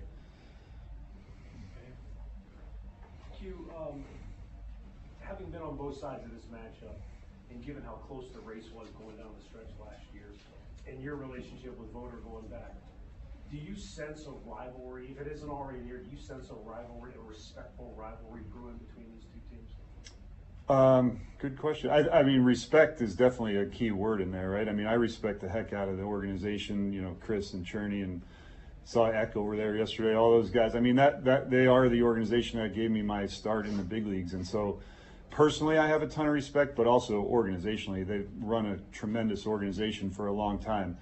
I love Vody. He's one of the closest players I ever was fortunate enough to coach and manage. So I have a ton of respect for him as a baseball person, as a family man, as a manager.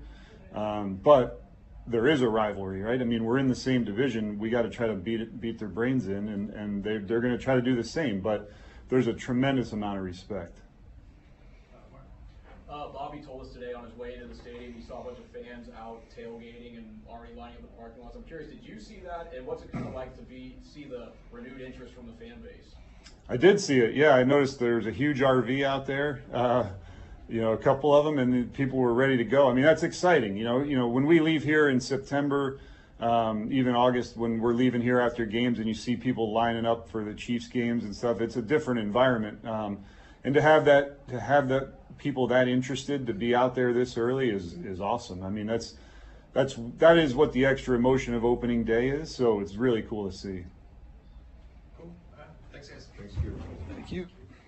There you go. There's Matt Quattrero, and Vinny Pasquantino said that he said about Vinny Pasquantino, he could have put him at first base, but why push it with the day off tomorrow? What we essentially just talked about, that I watched him at the workout yesterday going out there, and I'm like, he looks good.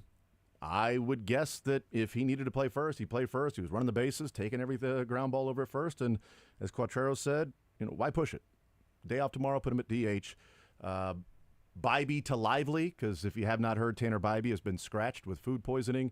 Ben Lively is now starting today, played for the Reds last year, pitched for the Reds last year.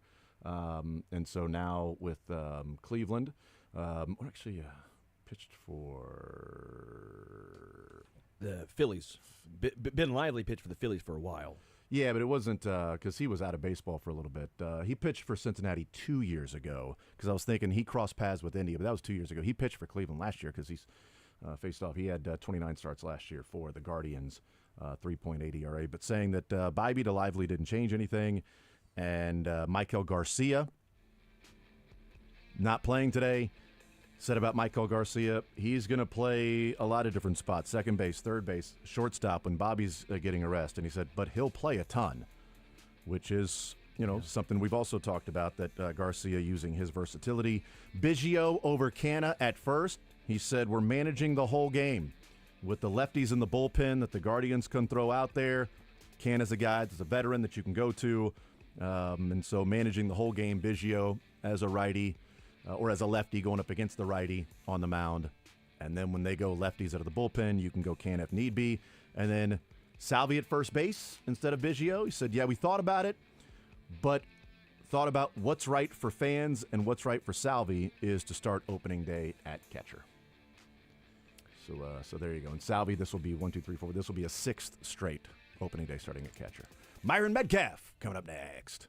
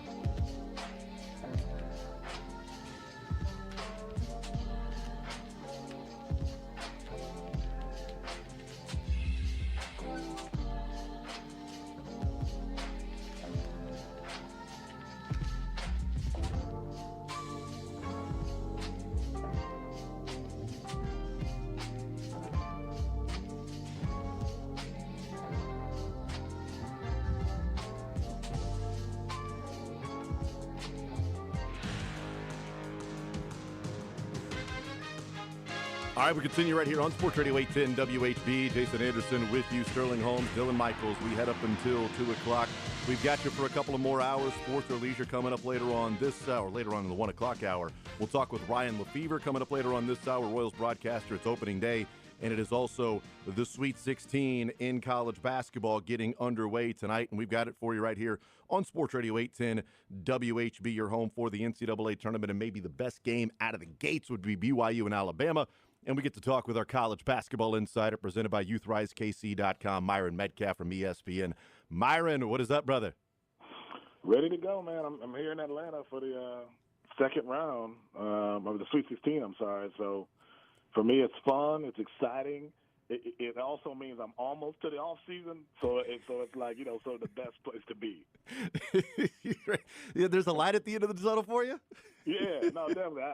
I'm ready to play some bad golf, man. It's been a long year, but I mean, this is fun, man. To know that someone between now and national championship night is going to become a hero.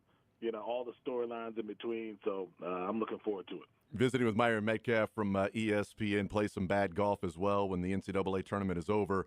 And that's just in a couple of weeks. And he's there in the South where Auburn and Michigan and Ole Miss and Michigan State will be playing against each other, and maybe a Michigan and Michigan State matchup. We'll find out with if Tom Izzo and if he can get his team past Ole Miss. That's a pretty good team. But let me start with this, Myron. Actually, you know what? I'm going to start with another one. You didn't even know what I was going to start with, so I didn't even have to switch it up for you. But I'll start with this and get out of the way. Kevin Willard, Maryland, they get ready for Florida in the West. So, and that's tonight. It's the second game while the first game is starting. But still, what do we make of what's going on with Kevin Willard? I don't know if he missed the team dinner last night. There's those rumors out there that he skipped it. I have no idea if that happened or not. But yesterday I thought it was interesting. He was asked twice about it, and both times like, well, we're playing Florida. Walter Clayton is so good. I thought that was kind of funny too. It's like, well, like you said, yeah, Walter Clayton's such a good player. What do we make of this situation? Is this, you know, we talked about Will Wade in the NIL era, and I get it, in transfer portal era. This isn't a McNeese going to NC State. This is a Maryland Big Ten going to Villanova, and publicly and sort of publicly frustrated about some finances around the university and his basketball program. So what are you hearing, and what do we feel about Kevin Willard in this Maryland situation right now before they get ready to play a Sweet 16 game tonight? I mean, I think the Will Wade conversation still matters, right, in that these things are going to get messier over time, right, because, A, the portal's opening on March 24th. So if you're thinking about making a move and you're someone like Kevin Willard, those conversations have to happen before then, because no school, and let's be honest, Villanova is a premier job. Are they really waiting for Kevin Willard to say yes or no, and then they'll go to their backup candidate? Or do they feel like they have him locked up? Yeah. Right? Like, that feels more likely, because Villanova, in the conversations they're not having publicly, they've got to talk to their boosters, their donors. They have to send the message throughout the community that, hey, we got a guy coming. Like, it's never been more important than it is today for the school, the athletic department, the coach, the donors to all be on the same page. It's not like it was before, where it was an AD in a hotel room giving you a job and everyone adjusted. Like, there are so many layers to it now. So I think these things will get messier because schools are facing this deadline to say, listen, man, you got to be ready to go, or at least in place by March 24th. Like, I think the Kevin Willards of the world, the guys who have the big names, they'll be able to play in the NCAA tournament to the second round, third, Sweet 16 beyond, because they'll say, listen, I'm not leaving my team in the middle of this. But you're not going to be able to, like, put away the rumors, because those schools want people to know we got a guy coming. So I just think this is sort of the byproduct of the generation we're in. The portal's ugly. Coaching changes are going to be ugly. But, that's just sort of where we are right now. Is it a step up for Willard from Maryland to Villanova? I guess if he's making the move, he thinks it's that. So I would say then the question would be, from Maryland's standpoint, why would your head coach view Villanova as a step up or a better situation for him than Maryland? Here's what's happening behind the scenes, not just in Maryland but everywhere else, right? Here's what people don't know. Okay, with the rev share, that's coming. So essentially, the leagues that opt into rev share they're going to allot an X amount of dollars for every school that they can use as sort of a salary cap. Okay? So that is coming, I think, April 7th, where these schools will find out about the House settlement and what these leagues decide to do. What people aren't saying is that every school isn't going to hit that ceiling. Like, all these leagues know what they're willing to spend. Like, they all know what they have devoted. And the benefit of the Big East without football is they're actually set to spend more in the rev share generation than any other league. Because you got to think about this, dude. All these Big 12, Big 10, SEC, they got to cut out millions for football, right? You think about North Carolina with Belichick and all the money that's costing them, right? North Carolina, in the new rev share world with the House settlement, has to add 200 scholarships to its athletic department. So the money that's attached to this, in many ways, at many schools, basketball is being left behind. That's just the reality. Like, I know coaches who the ceiling is $4.5 million, or that's the conversation at least, for every school in their league, and their school has said you're going to get 3.2. So I think people are saying Villanova, Maryland, in terms of Maryland's a Big Ten job. Maryland obviously has a bunch of big boosters. They got the Under Armour guy. The Big East is going to have a big advantage in the rev share world because they're not dealing with high-level football. And all these other schools have to figure out, how do I spend $15, $16 million on football and then carve out enough for everybody else? So I think that's where Villanova versus Maryland becomes a real conversation. The rev share will matter more than ever before. The collectives won't have the same weight. And if you're Kevin Willard, you're going, wait a minute. If I can spend a couple million more on players than I could where I'm at, that's a pretty good job.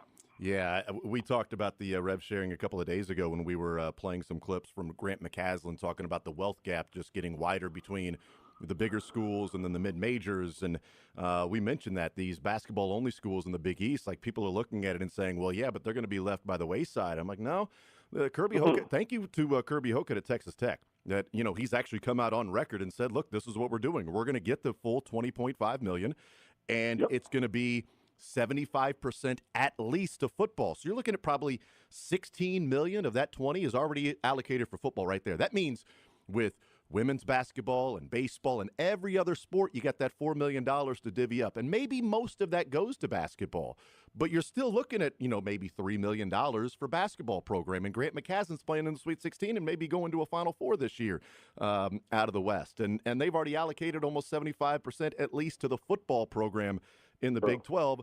And Villanova, whatever money they get, I mean, Willard, you got it, man. Here you go. And we got other donors that we can, donate to this part or donate to that part. Or we can actually do NIL, the Crab 5 T-shirts, actual NIL stuff at Maryland. We could do that here at Villanova, too. And you can compete with those bigger schools, and we don't have to worry about divvying up the pie. You don't have to fight with the football coach about money that you're getting, and he's getting that to go, 3-9, and you're getting less money to go, 25-6. Yeah. Well, and then here's the other thing, bro. Like, think about it, man. That's right now, right? These are the numbers right now. Yeah, right. Like, these numbers will change because here's where we get caught up as basketball people. Especially in March, we think we're the kings, right? And we are in March. Like, we own March. But every school and every major conference, their meetings in the athletic department are, how do we spend enough money on the sport that runs our athletic departments, which is football. Basketball plays a role, certainly. Men's basketball is one of the few sports that makes money in a lot of schools. I know women's basketball is a big sport as well. But there aren't that many revenue-generating sports in college sports, which is a conversation people don't want to have. But these meetings are about, how do we invest in football, because football is the giant for us. And as much as people think that folks are going, well, hey, don't forget about NIL and basketball, it is a sliver of what these schools are willing to commit to football, to better football. And I think if you're a coach, man, this ain't the end of the fight. This is the beginning, because you're going to have to compete more and more against the football team and the resources that will demand. And again, if you're Kevin Willard, that is where maybe you look at Villanova and go, wow, I don't have to be in that fight. I know that the money's coming in. And there's just so much uncertainty, man. What will the collectives be after this is all said and done? Because I assure you, and I know people who are already trying to find the loopholes. Like, how do you have the collective still make an impact, yet you're going into this rev share world? Also, the House settlement doesn't kick in until July. You are going to see a ton of NIL money being promised and delivered to guys over the next 3 months before the House settlement even kicks in.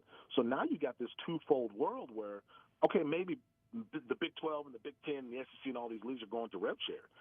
But their boosters are saying, how do we spend as much money as we can right now in the portal on these sports before the new rules kick in? So I just think there are a lot of coaches who won't want to compete with football, and that's always been the case. But now everybody's a football school, man, and that's going to be harder for coaches. Visiting with Myron Metcalf from ESPN. Let's talk about some of the things that have been coming up this week at ESPN. You know, your colleagues talking about it. Jay Williams, very passionate about Cinderella's Dead. Jay Billis, very passionate about calm down, people. Myron Metcalf, what do you think about what we're seeing this year? Is there a trend the last couple of years of Sweet 16 teams that are all, almost all chalk outside of a couple of double-digit seeds, and those two double-digit seeds are North Carolina State and Arkansas? A 2-year trend, is it heading in that direction, or are we overreacting because New Mexico couldn't hold on against Michigan State and Maryland hits a last-second shot against Colorado State, and Gonzaga and Houston was a great game back and forth, and on and on. To look at these teams, is it a trend or is it an overreaction over the last couple of years that we don't have as many teams in the Sweet 16 Cinderellas that we thought we would? St. Peter's happened in the NIL era. Oakland beat Kentucky last year. So part of it does feel like overreaction. I do think a lot of these mid-majors are G League squads now, and you're losing your top players every year, and it's just harder. It's harder for mid-majors to replace an elite talent that you've developed for 3 years, and now they're at another school. The following year, you're just not going to be as good because you can't recruit that guy. You can't replace that dude. So I think that's a real thing that's happening.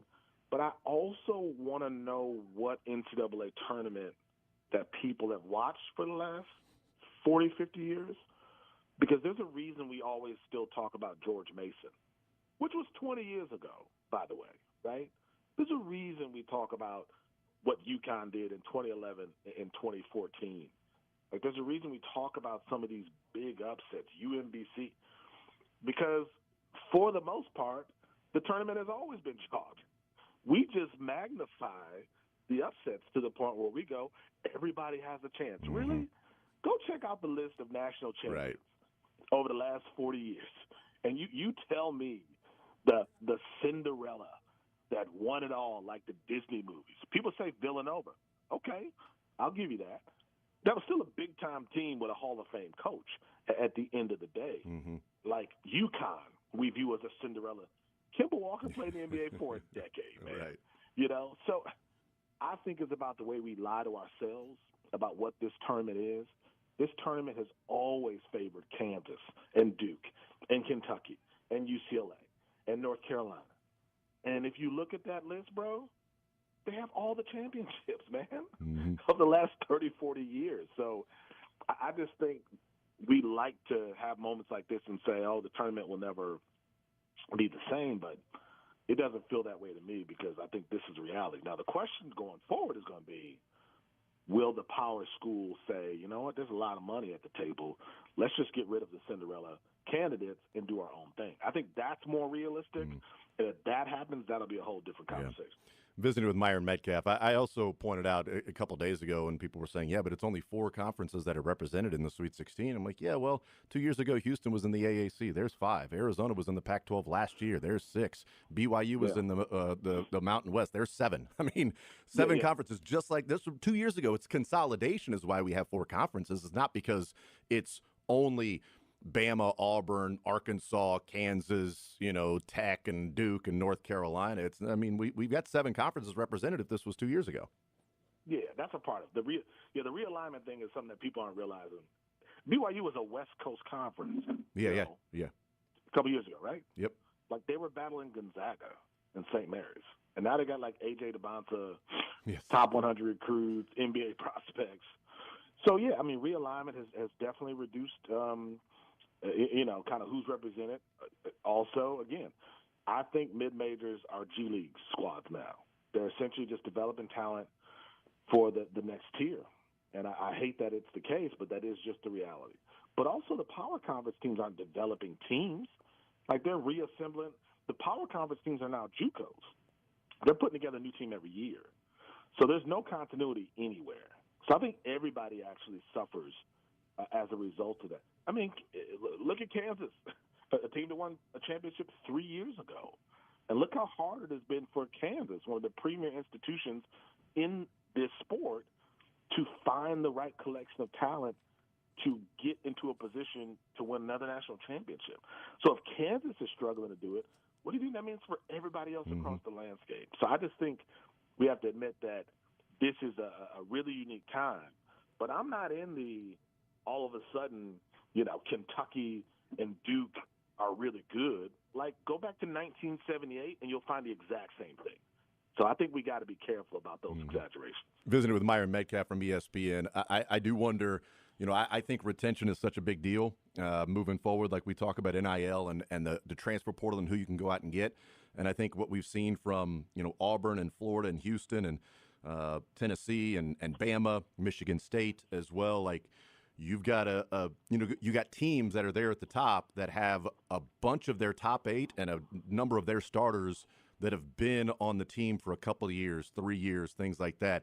While Duke is like, yeah, we got a bunch of new guys, but, it's Cooper Flagg and it's Knipple and it's Maluach. I mean, we got some new guys, but, they're pretty damn good. We can go that route with it. But I do wonder if, moving forward, and we looked at it from the local perspective, like from Missouri, like retention. Do they keep Mark Mitchell? Do they keep T.O. Barrett? Do they keep, players like that around and somebody doesn't come and pick it off from there, where we've seen Florida keep their guys, Houston keep their guys, Auburn keep their guys. And maybe, if anything, maybe that's something to glean from the tournament so far, is that some of these favorites have guys that have played for a couple, 3 years. And heck, even Drake knocking off Missouri. I mean, yeah, they're on the first year with Drake, but those players have played together for 4 years at Northwest Missouri State, winning national championships. And now they're just playing together at the Division I level. Like, they have been together for a while. And so I do wonder if there's something along those lines that coaches may look at it more and go, do we want to keep redoing every single year? Can we find a group to play the next couple of years, and our mission is to retain those guys with NIL, not necessarily come in and go add players from the portal and pay them a lot of money? I just don't think you can do it in this era, right? Because, how I look at it, man, is every player in college basketball is on a 1-year contract. Like, it's a contract year for every single player in our sport, right? So there's always a chance to add value. The thing with Mark Mitchell is you can't stop him from adding value and going from, I'm just making up numbers, going from being a guy making $500K this year to someone offering him $1 million. The price on a starting guard in a power conference in terms of NIL right now, the average cost of a starting guard in a power league, $1.1 million, right? So the challenge is, how do you stop Mark Mitchell from adding value and then other teams being like, I want that too. We're going to offer him more money. So I think the cycle will continue. I think schools in like a Missouri's position, though, like you may be comparing yourself to the big fish, if you will. Maybe they're spending more money. But, like, there are more Mark Mitchells for you, too. So I just think it's going to come down to teams knowing what they're willing to spend, what kind of talent they want. I think culture still matters because you still have to attract people to a place where they feel like they can win. But I don't think the cycle ends, man, because all these guys are going to be on 1-year deals every single year. And I think the coaches who accept that, who build like that, those will be the ones who are most successful. But I think the 3-4 year teams, those are gone. The developing a whole team, I think those years are gone. And remember, we're getting ready to lose the COVID year. So a lot of this continuity that some of these teams have, A, they started in college before NIL, and B, they've had that extra year. So we're here, man. This is what it is. It's crazy. It's turbulent. But I don't think it's changing anytime soon. Myron Metcalf from ESPN is our guest, presented by YouthRiseKC.com. All right, Myron, your Final Four last week when we talked to you, Auburn, Duke, Florida, Tennessee, all four still alive. You staying with all four after watching last weekend? Yeah, I'm going to stick with that. Yeah, I think I'm sticking with that group. I think Tennessee will get Houston in the Elite Eight. I like Florida still, even though they battled UConn. Auburn looks tired, but, I think that happens to teams that lose one game in 3 months, and I think Duke's the best team in America. So I probably would change my national champion to Duke over Florida, but I think those four teams will be in it. All right, we'll see what happens. Myron Metcalf from ESPN. Myron, have some fun down there in the South. Should be some fun matchups with what Ole Miss is doing, Michigan State, Tom Izzo, and that Auburn-Michigan matchup as well. We've got all that for you right here on Sports Radio 810 WHB. Those games tomorrow night. Tonight we got some fun ones as well. Myron, you're the man. Appreciate it, brother. We'll talk next week as I'll be down in San Antonio. I believe you'll be down there as well. And yes, sir. We'll talk down in San Antonio. I appreciate you, brother. All right, sounds good, man. Myron Metcalf from ESPN, our guest, presented by YouthRiseKC.com. And we'll find out over the next 4 days who is going to be heading to San Antonio next week. And so we'll know that. Is it Auburn, Michigan, Ole Miss, Michigan State?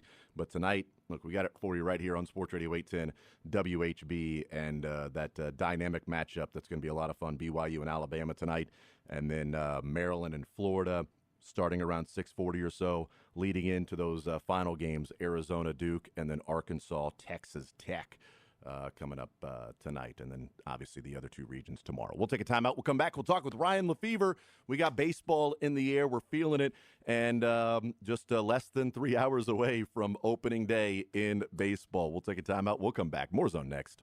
You're in the zone with Jason Anderson on Sports Radio 810 WHB. Wouldn't you like to take a vacation from your bills?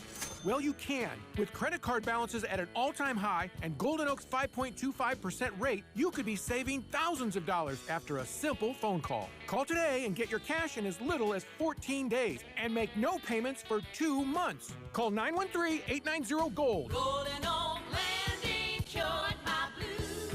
6.19 APR, FHA, 15-year, 20% equity qualified credit. Additional terms apply. NMLS 114937.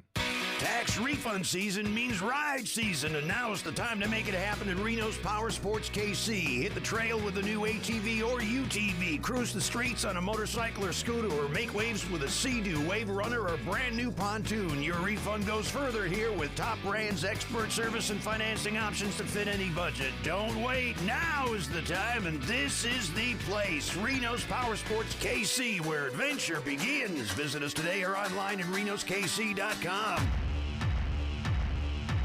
New to cannabis, Greenlight makes it easy. Our friendly team will...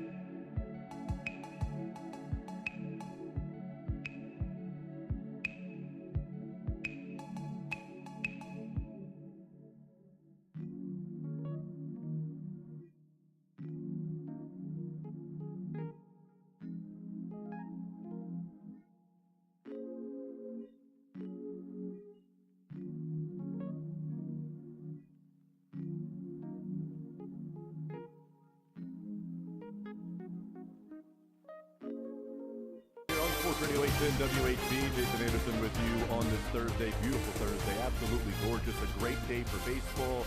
And a man who has the enviable task of getting to sit out there and watch some baseball and be out there and be a part of it and bring you the sights and the sounds and all of that is Royals broadcaster Ryan Lefevre joining us here in the zone. Ryan, how are you today?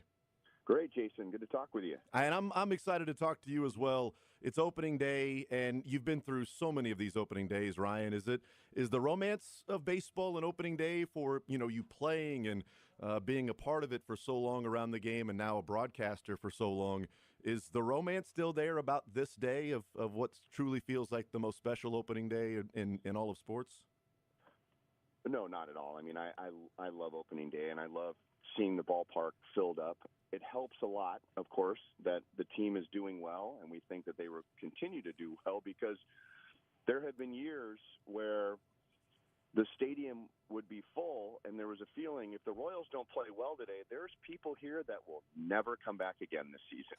So it is nice to know that the stadium will be packed, it'll be blue, it'll be exciting, and in the big picture, it's just 1 out of 162. Yeah, but we all know it has a little bit more importance, though. I mean, there's so much excitement around today. My son and I went out to the workout yesterday to take him out there to, watch him just go through BP and take infield, and even just watching him play catch is like, you learn so much for a young kid who's learning to play baseball and things like that. Ryan Lefevre is our guest. What's your excitement like for this team? Last year there was such an unknown, and there was an excitement of the possibility that was there, and obviously, we had such a tremendous summer and going into the postseason and playing the Yankees in the divisional round and having playoff baseball back in Kansas City was incredibly special last fall. Where's your excitement level sit for this team heading into this year, trying to make a back-to-back postseason for the third time? Well, I mean this sincerely, but the older I get, I think the more I become a fan. And I realize more clearly what my role is. And so I'm just as excited as everyone else is just to see what happens this season. When I was watching the Super Bowl, Tom Brady said something that I thought was really interesting, and he was asked about the prime of his career and where Patrick Mahomes is in his career. And Tom Brady says, you work hard and you get to the Super Bowl and you win it or you don't win it, and then you go back to training camp and you start all over again. And I was thinking, wow, even he felt at the beginning of training camp that you're starting all over again. But it's true. I mean, everything that went well for the Royals this year, we hope will go well this year, but we don't know. As healthy as they were last year, we don't know if they're going to be that healthy. As good as the starting rotation was last year, we don't know if they're going to be as good as they were last year. Hopefully they will be. Hopefully the offense will be extended beyond Bobby Witt Jr., Vinny Pasquantino, and Salvador Perez, and they'll get some support. But there's just a lot of unknowns. So really the answer to your question is I just kind of sit back now, and I'm not big on predictions. I mean, because so many different things can happen. But as a fan, I'm just as interested to see how they're going to do. And what's going to be different, obviously, is that now there are expectations. Last year at this time, we thought they were a better team. We were pretty convinced they were going to be a better team. I don't know if we saw 86 and 76 and going to the postseason and getting into the first round of the playoffs after the wild card. But nobody's going to take the Royals lightly now. They're a winning team. They have expectations. The league has expectations about them. And now we just kind of sit back and see how all those things blend together. Ryan Lefevre is our guest. Interesting you say that as you get older, the more and more you become a fan. Why do you think that is for you? Is it, at the beginning you were trying to establish yourself in Kansas City and prove that you belonged and you were good enough to be here with the Royals, which, has obviously proved in spades. Over the years, what is it that's allowed you to maybe become more of a fan rather than, Ryan Lefevre, broadcaster, and I must do this inning and that, and just enjoy yourself watching the games?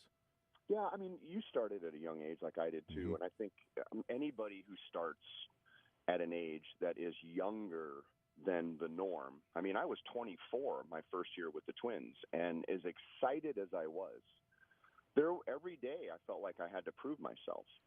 And just like I do today, and I'm sure you do as well, I mean, every time your show starts, I mean, you want to prove yourself because somebody's listening for the first time, or somebody's not quite sure about Jason Anderson, or somebody is leaning on Jason Anderson to really add some color to whatever's going on in the sports world. But I think as it has evolved, it's gone from I have to do something above and beyond to prove that I belong here. I need to know something. I need to be in the know. I need to have the scoop. I need to come up with a theory that no one else has thought of before.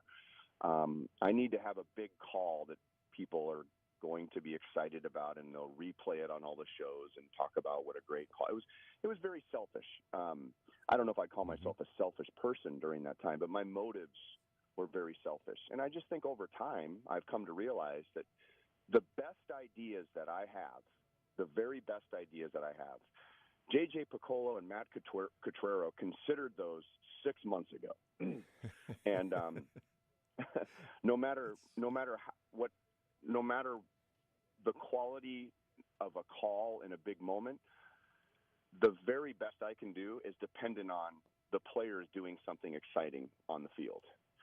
So, and I also know, I mean, I think as we get older and the business prunes our colleagues and new faces come along, which was great because I was once a new face and you were once a new face, you begin to realize that, this is my 27th year with the Royals. I mean, that's a privilege that the team has trusted me with their message and delivering their message every year. And so I think it's just what is the old saying? Like, you can either be humble or be humbled. Yeah. And I think just over time in our business, I think we find, what our role really is, and that is to just sit back and enjoy this experience with the fans. Visiting with Ryan Lefevre, boy, baseball will tell you that either you're going to be humbled or be humble. So it'll humble you pretty quickly if you're not very humble. But Ryan Lefevre is our guest, and I've always felt, and I think fans do too, that the broadcast team is part of the team. It's part of our experience in watching the players. You bring light to the players, the stories to the players, the sounds of the game. We hear the crack of the bat, but we're watching and we're hearing you guys talk about it. And I've always, like, when you're doing a sports radio show, I do think there's a voice that eventually evolves. And some people hear a sports radio show for the first time, or a new one, or a new broadcaster for the first time, and there's an immediate judgment about what they are, how good they are. And there has to be time for the voice to grow and to find itself. And I bring that up because I'm biased, and I don't watch every other game. I play fantasy baseball, so I do watch a lot of other teams' games just for those particular players. But it's one of the best teams in baseball with you and Rex and the broadcasters there. And I'm just curious, for you, as somebody that's been doing it for so long, when did you get the feeling that, okay, this is clicking, this is working, that your relationship, and I've always felt like lean into the fun, lean into if you make a mistake or say something stupid, let's replay it, let's have fun with it, and yours and Rex's relationship there of doing that adds so much enjoyment to my Royals viewing experience. When did you feel like, well, there's something good here? Well, at the very beginning, I can just tell you that I think I knew at a pretty young age that if something were to happen to me, they would play the game that day. They might have a moment of silence, or some of the fans might miss me being gone just because I've been in their living room for however many years now every day. But they're still going to play the game. So I think I always had a pretty good grasp of the fact that this game is about the players and it's about the fans. I'm just in the middle of that. I'm a conduit between the two. So I think that's the foundation of it. And my first year in '95, my dad was the hitting coach of the A's. And believe it or not, Dick Stockton, the great Dick Stockton, was the A's TV broadcaster for about 20 games a year. Just gave him something to do in between football and basketball, which were his main sports. And the Twins the A's were in town playing the Twins, and I went golfing with my dad and Dick Stockton. And I got to spend 18 holes with him, just asking him questions about broadcasting. And the one thing that he said to me that I never forgot, and he was talking about television. He said, your job, your only job, is to make sure that your analyst is the star of the show. It's your job to draw from his expertise and make sure that comes across on the broadcast. If the play-by-play announcer is driving the television broadcast, that's not a good broadcast. And I mean, that was like red letter gospel stuff for me because I was 24 years old. And so I've always, on TV, I've always tried to put my focus on the analyst. And, you know, Hud is not just a former player, but I mean, he's an entertainer. I mean, he is the same off the air as he is on the air. I mean, he just loves to tell stories. He loves to be at the ballpark. And then I think the final layer of it, Jason, I think even though I could have given you those foundations in 2019, I could have given you those foundations and really believed them. But it really wasn't until COVID that I think Hud and he and I had some long heart-to-hearts over a bonfire at my house during the COVID years. And I think we really just found a way to meet in the middle with the understanding that, you know what, I think, you know, there are people out there, and God bless them, this is not a criticism, but there are people out there that they don't need us. I mean, they've got the game figured out, and they've got all the numbers figured out, and we're either justifying their theories on why the Royals are good or we're idiots. And that's fine, whatever. But I think the vast majority, the vast majority of our fan base gets up in the morning, they go to work or they go to school, and they work hard, and they come home, and they have something to eat, and they might have the game on in the background, and they might tuck their kids into bed at night, and then they might keep the game on based on how good the game is or maybe how entertaining the broadcasters are. And then they go to bed, and that's it. And then they begin their routine again the next day, and when they're at the office or at school, if something remarkable happened, they might comment on the game or maybe something funny that the broadcaster said. But I realize, especially during COVID, like the people they don't need Rex and me, but they need something else to think about after a hard day's work or a sick relative, a dying relative, a business that they were losing that really came home broadcasting in an empty stadium those 2 years and realizing that our ratings were through the roof. Not because of Hud and me, but because people really needed something at night. Yep. So I hope that's what comes through during our broadcast. Yeah, absolutely. Ryan Lefevre is our guest, and you know we play a bracket of sound throughout the NCAA tournament, and we take all the funny sound bites throughout the year and put them together, rank them 1 through 69, and then put them with teams. And our number 3 overall seed, which is connected to the Houston Cougars, is I went through and found every single home run call on TV where Rex went oh as the crack of the bat, and then you hear the Rex sound, and we just played it. It's like 3 minutes long of just hearing Rex oh baby. Well, I'll give you a word you can use now because one of our former producers would use this. Joe Lavero is his name, and he's still a producer, just not in baseball anymore. But he would say, "Okay, time to Rexclamate." Nice. So that is a Rexclamation that you're hearing. Love it. I'm writing it down. A Rexclamation. I love that.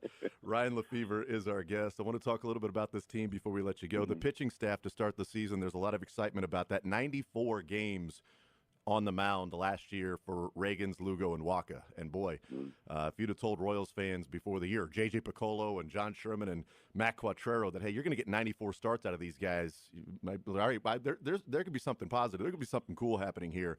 So hopefully that's the case. But I was just looking back last night and thinking, you know, when's the last time the Royals opened a season with a pitching staff like this, that last year there was an unknown about Lugo. What would Reagans be like as sort of viewed as an ace? And Waka's that old head, the old guard, been around there, done that, just that professional approach. But an unknown about Marsh and Singer. Can he take a step forward? But this year feels like with those guys, Bubic back in there, Lorenzo, we've seen some of these guys before. And I was looking back and maybe, Shields and Ventura, Guthrie, Vargas, Duffy, that group in 14. But like 2 different guys finishing in the top 5 of the Cy Young last year for the Royals and some Cy Young favorites, like maybe Cone, Pierre Gubazah, Tom Gordon, back in 1994. Like I was trying to think of a pitching staff that we would enter the season with the Royals that would have this much excitement, expectation, and view of really high-end pitchers there. Because, man, you've lived it. It's been very difficult for this organization to find, develop, maintain, retain the pitching and starting pitching in baseball.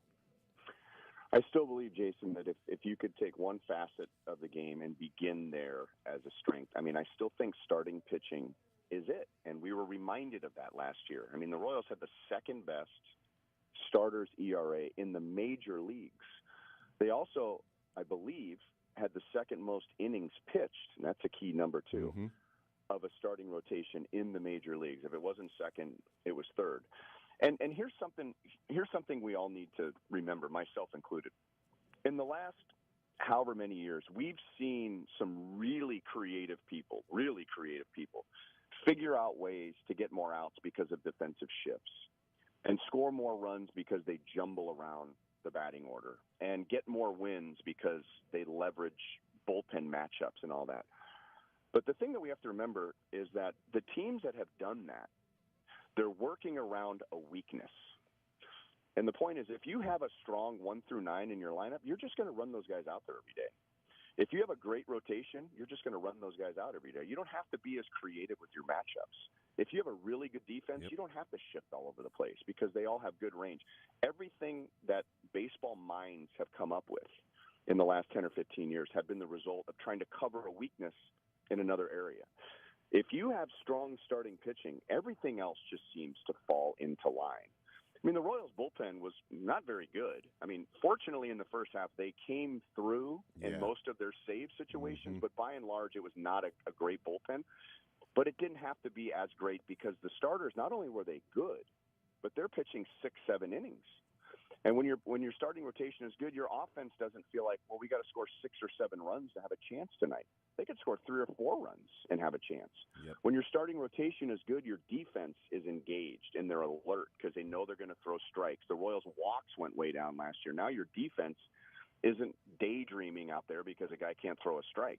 So it's, the game has changed in many ways. I learned this from Paul Splittorff. Paul Splittorff said, the terminology has changed and the approach has changed, but the foundation of the game really hasn't changed at all over time. We just use different words now that they used during their era. So I think we were just all reminded that if you're going to start, and here's a play on words, if you're going to start with starting pitching. I like it. It's a great place to start. Ryan Lefevre is our guest. In radio they say play the hits, and so I'll last one for you. I'll play the hits. Do we see Jack Caglione this year in the big leagues for the Royals?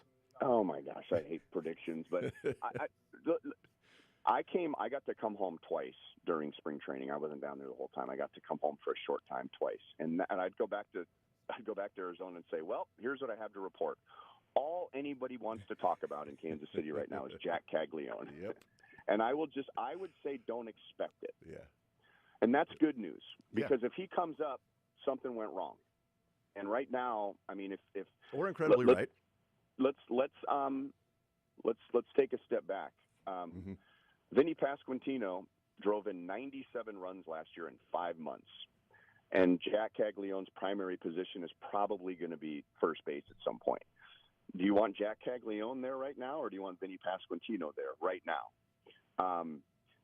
Could he get some at-bats as a DH? Yeah, but, he's played 29 games of A-ball, and that's it. Yeah. And so I think Jack Caglione is going to be a special player.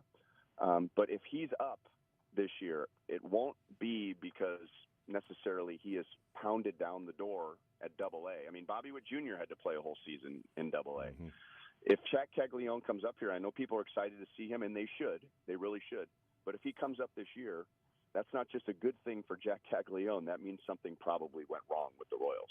Well, I'll tell you this. There's excitement about the guys who are going to be on the field today playing for the Royals this year, and I am pumped. I'm as excited for a season as I've been in, 10 years since, 14, 15. It's been a lot of fun leading into this day, and opening day is here. Ryan Lefevre, Royals broadcaster, and today 3:10 we'll be watching, and tons of people will be out there as well. Ryan, I appreciate you carving a few minutes out of your day for us. I know it's busy. Have some fun today, and we'll talk to you down the line. We'll catch up soon. You got it, Jason. Good to talk with you. All right, there's Ryan Lefevre, and I do appreciate him carving a few minutes out of his day. I mean, he's got, broadcast coming up very soon, and he's got some of those things, but said, you know what, I'll be there. Let me find a place, and I can hang out with you for a little bit in the noon hour as things are, before they start to get hot and heavy and pick up and go crazy. So thank you to Ryan Lefevre. And, yeah, we'll see about Jack. But like I said, play the hits. People are wanting to talk about that. But today we got Royals baseball that we are discussing and talking about with the game getting underway at 3:10, and we talked in the first hour about that. And Jonathan India leading off and Cole Reagan's on the mound in the starting staff, and then to go along with the bullpen, you see ESPN picking the Royals to win the Central. There was an excitement and true expectation that's set with this team now that we haven't seen since the beginning of 2015, and it's been a decade. It's been 10 years as they celebrate the 10-year anniversary of that 2015 World Series team, and we'll see what happens. And many people at ESPN not necessarily predicting the Royals to be in the World Series, but saying there would be no surprise if this Royals team found themselves playing in the World Series, since the American League seems to be pretty wide open, where the National League probably has the 2 or 3 or maybe 4 best teams in baseball. The American League, a number of these teams can be playing in the World Series. That will depend on health, effectiveness, and what happens certainly late in the season and into the postseason, and some luck along the way as well. We'll take a timeout. We'll come back, continue rolling. More Zone next.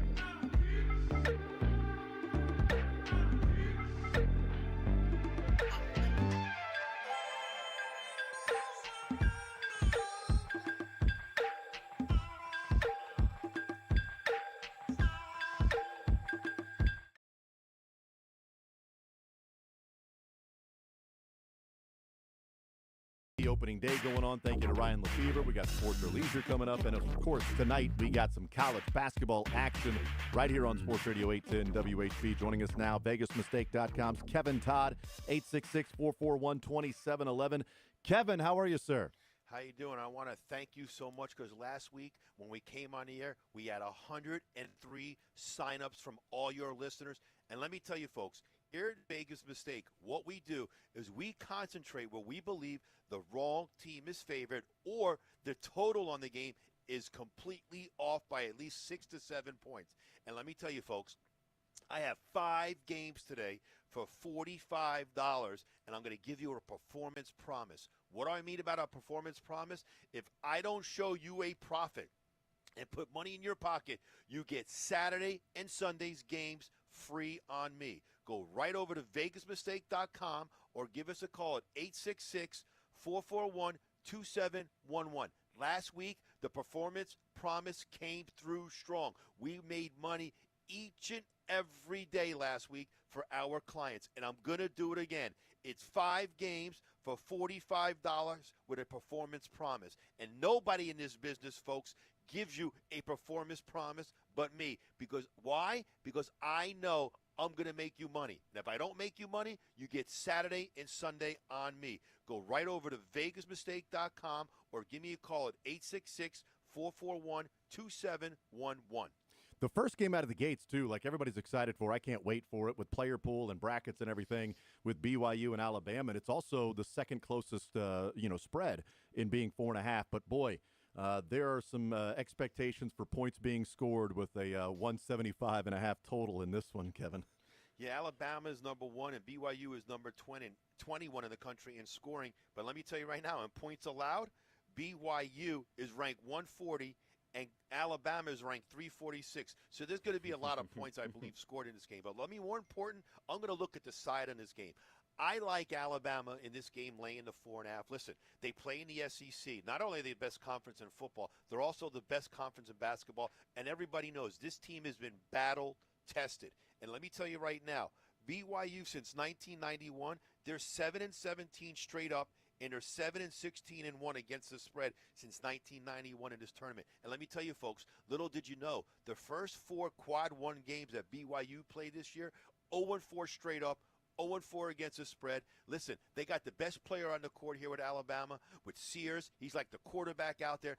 I see this game being too physical, too fast, and plus BYU relies on the 3. If they don't hit that 3 ball, the game's going to be over by halftime. So let's take let's take Alabama here, laying the 4.5. But more important, folks, I'm telling you, 5 games for $45 with my performance promise. What do I mean by that? If I don't show you a profit, you get Saturday and Sunday free on me. Go right over to my website, VegasMistake.com, or give me a call at 866-441-2711.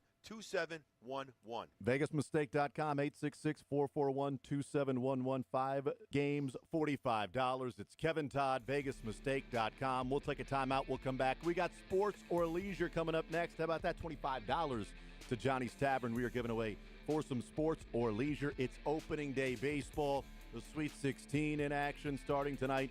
And we got some opening day baseball Royals questions for sports or leisure. Getting excited and in the mood a couple of hours away from opening day. We'll take a timeout. We'll come back. 913-381-810 is the phone number. We're playing some sports or leisure. 913-381-810. Load them up. First in, first on. More Zone next. KCFX HD4 Harrisonville, K279PI Kansas City, 103.7 FM. Sports Radio 810 WHB, Kansas City.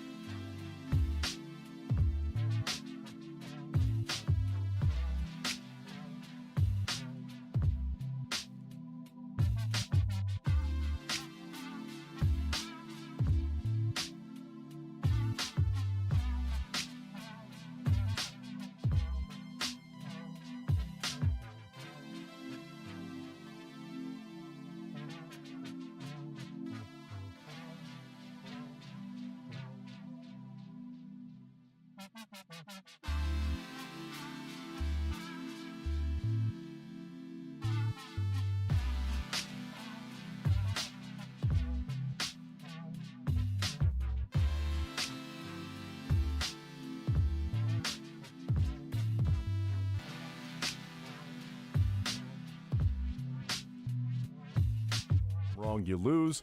Question is out there available for someone to call in and request if they know the answer to it or they have figured it out in some way, shape, or form along the way. We give out the right answer when it has been answered correctly or we have simply run out of time to play. That's how you play sports or leisure. Categories today. One category on the sports side. Take it or leave it. Like it or not. And it's Royals opening day. Surprising, I know. These are going to be questions about Royals opening day. They won't be about, in 1997, what was the final score in opening day? Don't care. No, there'll be some opening day questions, rosters, lineups, positions, things like that for opening day. There better be a Willie Bloomquist question. Why would there be a Willie Bloomquist question? There better be. Why? What could we possibly get out of a Willie Bloomquist question? The time you dropped a pop fly opening day, I think it was the first play of the game. I mean, yeah, well, you just gave away my number one question. I was so excited. I said, name the guy who dropped a fly ball on opening day. This is what a flower would do in the summer. And some people call him Billy. But nope, gone. And gone, that question. You're welcome. Thanks a lot. You're welcome. What about on the leisure side? What are the categories for you today, dude? We have 2 questions, dude. No music today. Shocking. No music. We are doing potpourri because potpourri is for those that don't want to do the fun one, which is name that stadium. Name that stadium. I will give some fun descriptors about a stadium, and you tell me either the team name or if you know the stadium name. I'll accept that as well because some have obviously changed names over the course of years, right? And I don't expect everyone to know every single brand that sponsors a stadium. So you can give me the team name, and that will also be acceptable. So name that stadium. There we go. Name that stadium and Royals opening day. So there's a baseball theme to this, apparently. 2 hours coming up. It'll be opening day tonight. Right here on Sports Radio 810 WHB, we've got the NCAA tournament for you.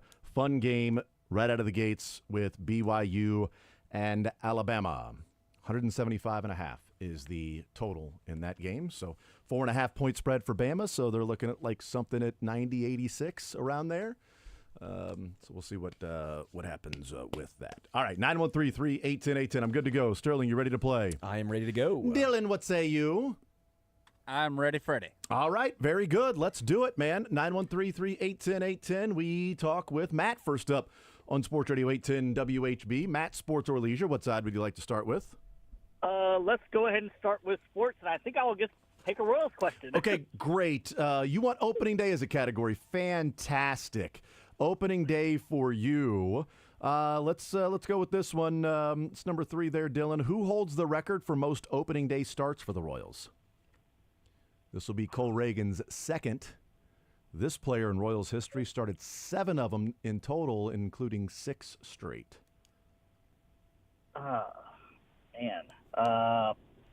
Thinking here, can't be Saberhagen.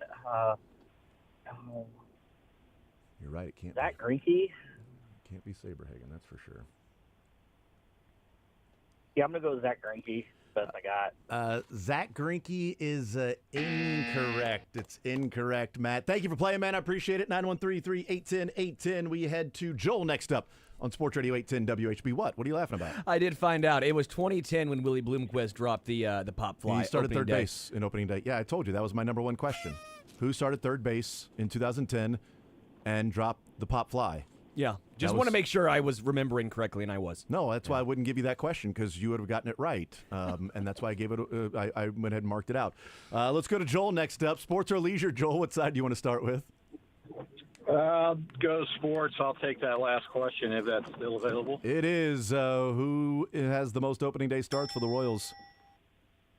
Kevin Napier. Kevin Napier is correct. I like Dylan's answering the phone right now, so he's like, I'll take that question. Dylan, ding, he got it right. Let's move on. He didn't even need to give the answer. I'll take that question, no answer. Yes, Kevin Napier started 6 straight and 7 total there as the opening day starter for the Royals. Leisure with Sterling. We have named that stadium and potpourri.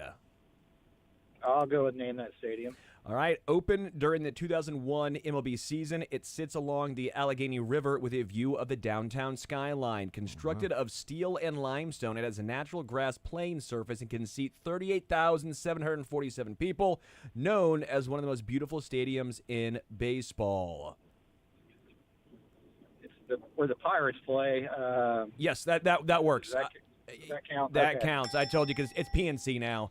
PNC. So what was it originally?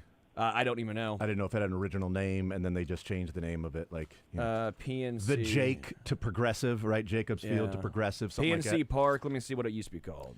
Royal Stadium to Kauffman. Things like that. Joel, that's a winner. We'll go ahead and put you on hold to get your information. Congratulations, man. Well done. See, Very good, thank you. Absolutely, just that easy. Just that easy. What was the original name? Do you know what it is? You find it? I'm looking at it. Is there a Wikipedia? Oh, Three. Well, no, because it was Three Rivers Stadium, which was demolished to make room for this. PNC bought the rights, and did they? Yeah. So Three Rivers is the football stadium there. So there you go. Well, no, I think they played at there as well. Pirates did. Yeah. That's cool, man. Cool. All right, so let's go back to the phone lines, 913-381-810. We got that figured out. Or didn't. Avery next up on Sports Radio 810 WHB. Avery, sports or leisure, what side would you like to start with? I'll do sports. Is this the day of the year where I get to talk about Mendy Lopez? It is the day of the year where you could talk about him, but that's not the question for you, sir. We're going to go with this one because I found this last night, and I loved it, and I thought it was pretty cool. Which player, however you want to go with it, has started? You good with that water bottle there, Sterling? Yeah, I almost said a bad thing that would have been clipped for a long time. Okay, great. Very good. It was only on camera. That's whatever good. happened there. Very good. Avery, who started the most opening day games for the Royals at different positions in consecutive years? Consecutive years at different positions. In fact, 4 straight years he started for the Royals on opening day in 3 straight, or with 4 different positions. What are you doing there? You're Those are letters, Jason. Yeah, okay, so you're looking for a guy. It's just he started 4 straight opening days at 4 different spots. Yep, 4 straight opening days, 4 different positions. 4 different positions. Yep. And 4 straight years.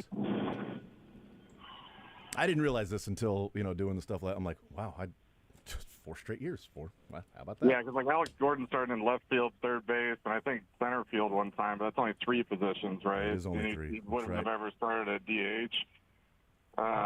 Good call, because DH would count, but DH, even those that started at DH would max out at 3. Right, and then Merrifield would have been at second and right, but okay, so this guy had to do. Was it all 4 infield spots, or was it infield, outfield? Infield and outfield.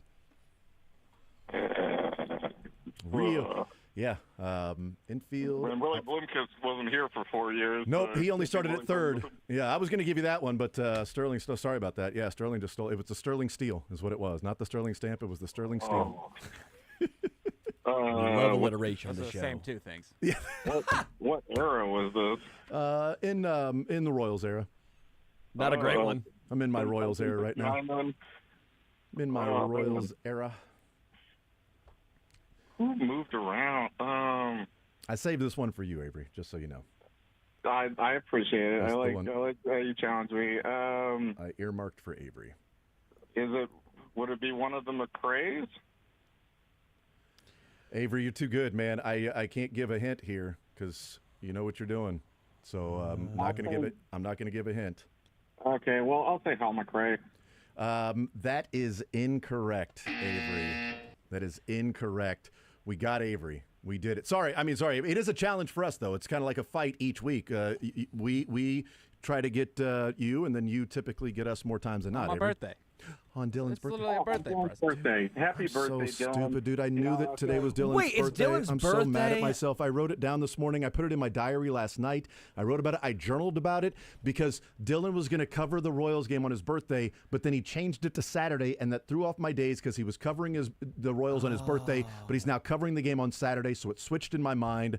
Dang it. Happy I was going to bring him D. an You ice know me, cream cake. I talk about it all the time. Dylan, it sucks because Dylan sent out the mass email last night, Avery, to everybody in the office saying, just a reminder, tomorrow's my birthday. If you guys want to bring anything, that's fine. I did register. If you want to just grab something off the registry, that's cool too. So that's why he's wearing the birthday boy sash.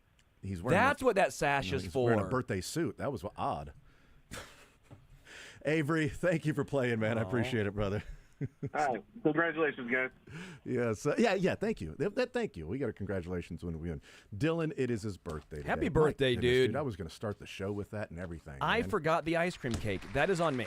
Dude, ice cream cake's so good, man. Yes, I know, and I forgot Dude, it. Dude, my tomorrow. wife's birthday 11 days ago now. And so we were trying to figure out dessert, and she's like trying to decide between different things. We went with the ice cream cake. Oh, my God, it's so good. I haven't had one in such a long time. They are so good. I almost felt like just going and getting one myself and then putting it in like a different freezer in the house so she doesn't know it's there. Smart. And then I'll just eat it myself. I always think it's good when you hide things from your wife. I hear that goes well. 100%, man. That's the secret to marriage. Dishonesty. Everybody knows this.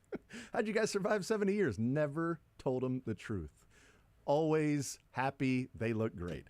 All right, 913-381-0810. Sterling, you'll learn this. I'm joking. Jerry, next up on Sports Radio 810 WHB. The irony is that's not true. Isn't that ironic about that whole thing? Jerry, sports or leisure, what side would you like to start with, sir? I'll try sports. All right, we got Royals opening day. We have that question out there about the consecutive opening days, different positions, or lots of fresh ones? I feel like I'm maybe cheating a little bit here, but I'll take the one you tried before and say Brian McRae. No, it's neither McRae. No McRae. It's no McRae. Oh, okay. No McRae, yeah. So I'll just take a different question. Fantastic. Let's do that one. Okay. You know what? Let's lead off with a McRae, though. Hal McRae has the most opening day starts at DH with 9. Which player, who has the second most starts at designated hitter for the Royals with 6?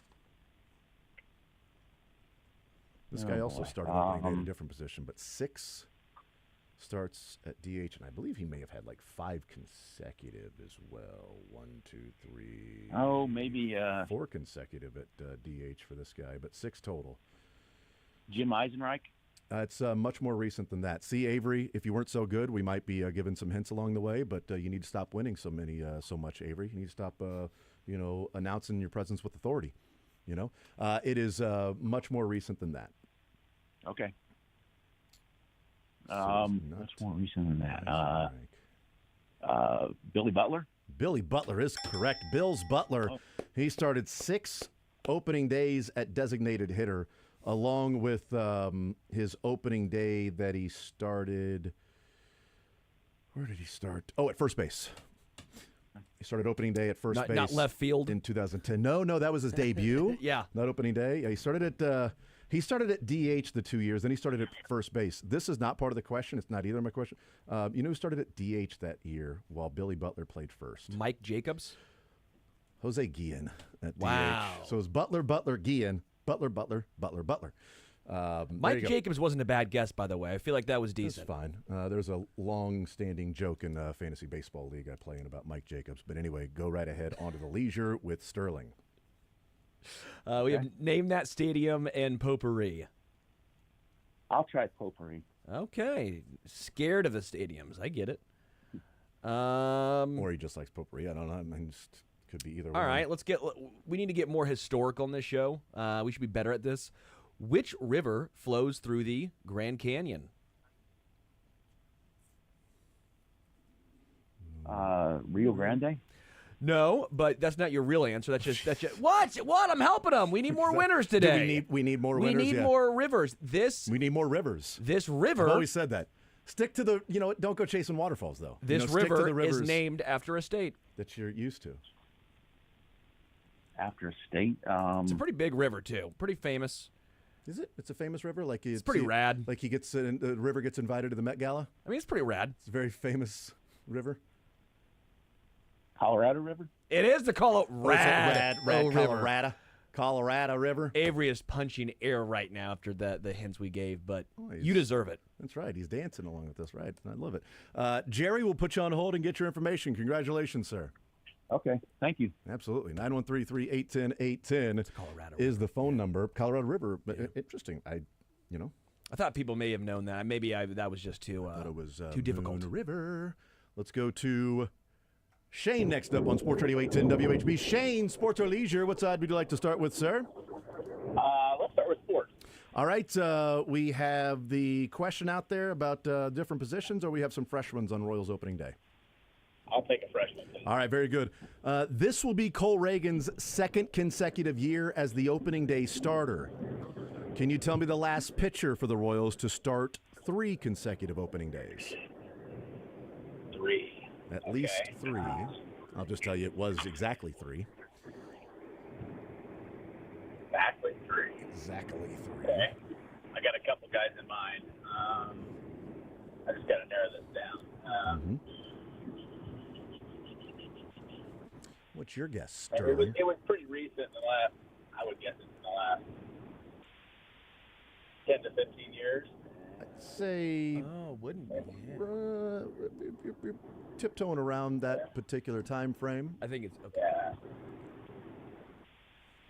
I'll just show you, Sterling, since you have no idea what the answer is. That might help narrow it down a little bit for me. I would say a guy, would you say he's a guy who's probably not so greedy? Maybe that I tell you what, he was so ungreedy, whatever you want to call it, that he refused to start 4 in a row. That's how magnanimous he was. He was not greedy at all. He allowed somebody else to take that spot. that's kind of the guy I was thinking was. He was one of the 2. I'll just throw it out. I'll throw it dart. Was it Gil Mesh? Gil Mesh is correct. Yeah. That is right. Gil Mesh. Starting in 2007, 2008, 2009, and then the next year Zach Greinke started. But Gil Mesh started 3 in a row, and next year will be Cole Reagan's. One of the coolest stories, I think, of any athlete is just, I always think it is basically saying, hey, I'm not good enough anymore. I want to earn my money. So instead of taking that money, he gave it back. I thought that was pretty badass. Be handy with the steal, earn your keep, you know what I mean? Go ahead, on to the leisure. Potpourri, or you want to give him the categories? I didn't know if you knew. Name that stadium or potpourri. Do you want me to do? Sorry about that, guys. The stadium would be. I want to try the stadium. Okay, try the stadium. All right. Opened in 1966, hosted an NFL team as well from 1980 to 84. The stadium hosted the MLB All-Star Game 3 times, including the most recent in 2010. The most notable feature is where geysers erupt and a stream cascades down a mountainside covered with real trees, artificial rocks behind the left center field fence. 1966? Hosted an NFL team at one point. They have geysers that erupt after a home run. Most recent All-Star game was 2010 and hosted a World Series in 2002. I'm all over the place. Every time you tell me something different about it, I think of it. I think I have it narrowed down, and I'm like, no, that's not right.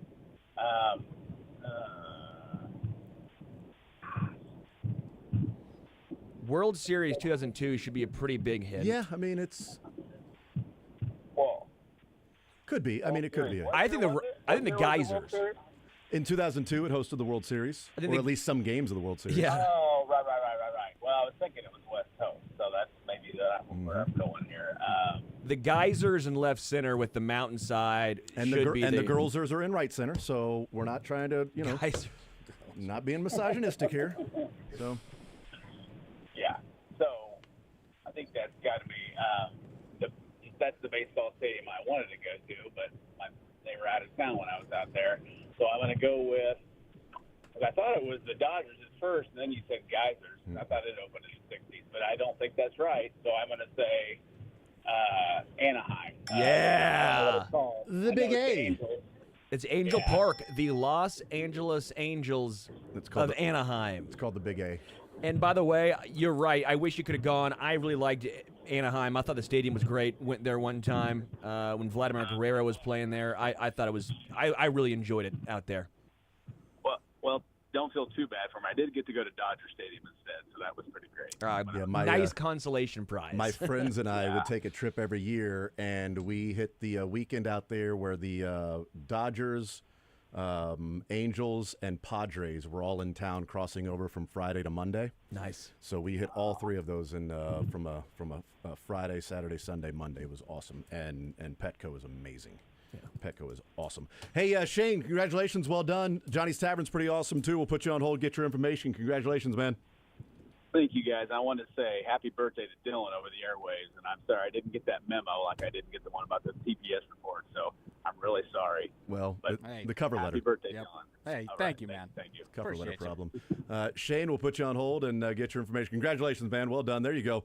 Yes, it is Dylan's birthday today. All right. So they decided to have opening day to celebrate Dylan's birthday. That was So nice it's like of them. Christmas, you know. Yeah, exactly. Same exact thing. Well, the thing is Done. he's talked so much smack on Rob Manfred that Rob Manfred's like, okay, I got to earn something back. How do I get some street cred with let's Dylan? give opening day for Dylan's birthday. No. He knew I'd be working. He said, you know what? F this guy. I'm going to put it opening day right on his birthday, right when he's working after the show, too. By the way, who was the player that said, and we'll take a break here, but we'll continue playing Sports or Leisure, 913-381-0810. Those on hold, stay on. And then if we got some open phone lines, too, if you want to call in right now. We're doing opening day. But Are you referencing James Harrison? No. His biggest adversary was Roger Goodell. Yeah, no. The player who said his favorite stadium to play in was Anaheim because of the quote-unquote scenery. Oh, For whatever, and I don't know if this is right, so I don't want to say I don't want to be wrong if it's not him, but the only what's coming to my mind immediately is Nick Swisher. That is the name that is immediately popping into my head, that it was like Nick Swisher had said his favorite stadium was Anaheim because the scenery is pretty cool. It's like, oh, the geysers? it's good scenery there around Anaheim, is what's going on there. I don't know who it was, but we'll take a break. I think it was Nick. I'm not sure. We'll take a break. We'll come back, continue rolling. 913-381-0810. Couple of open phone lines. We're doing Royals opening day, $25 to Johnny's Tavern. We're giving away more Zone next.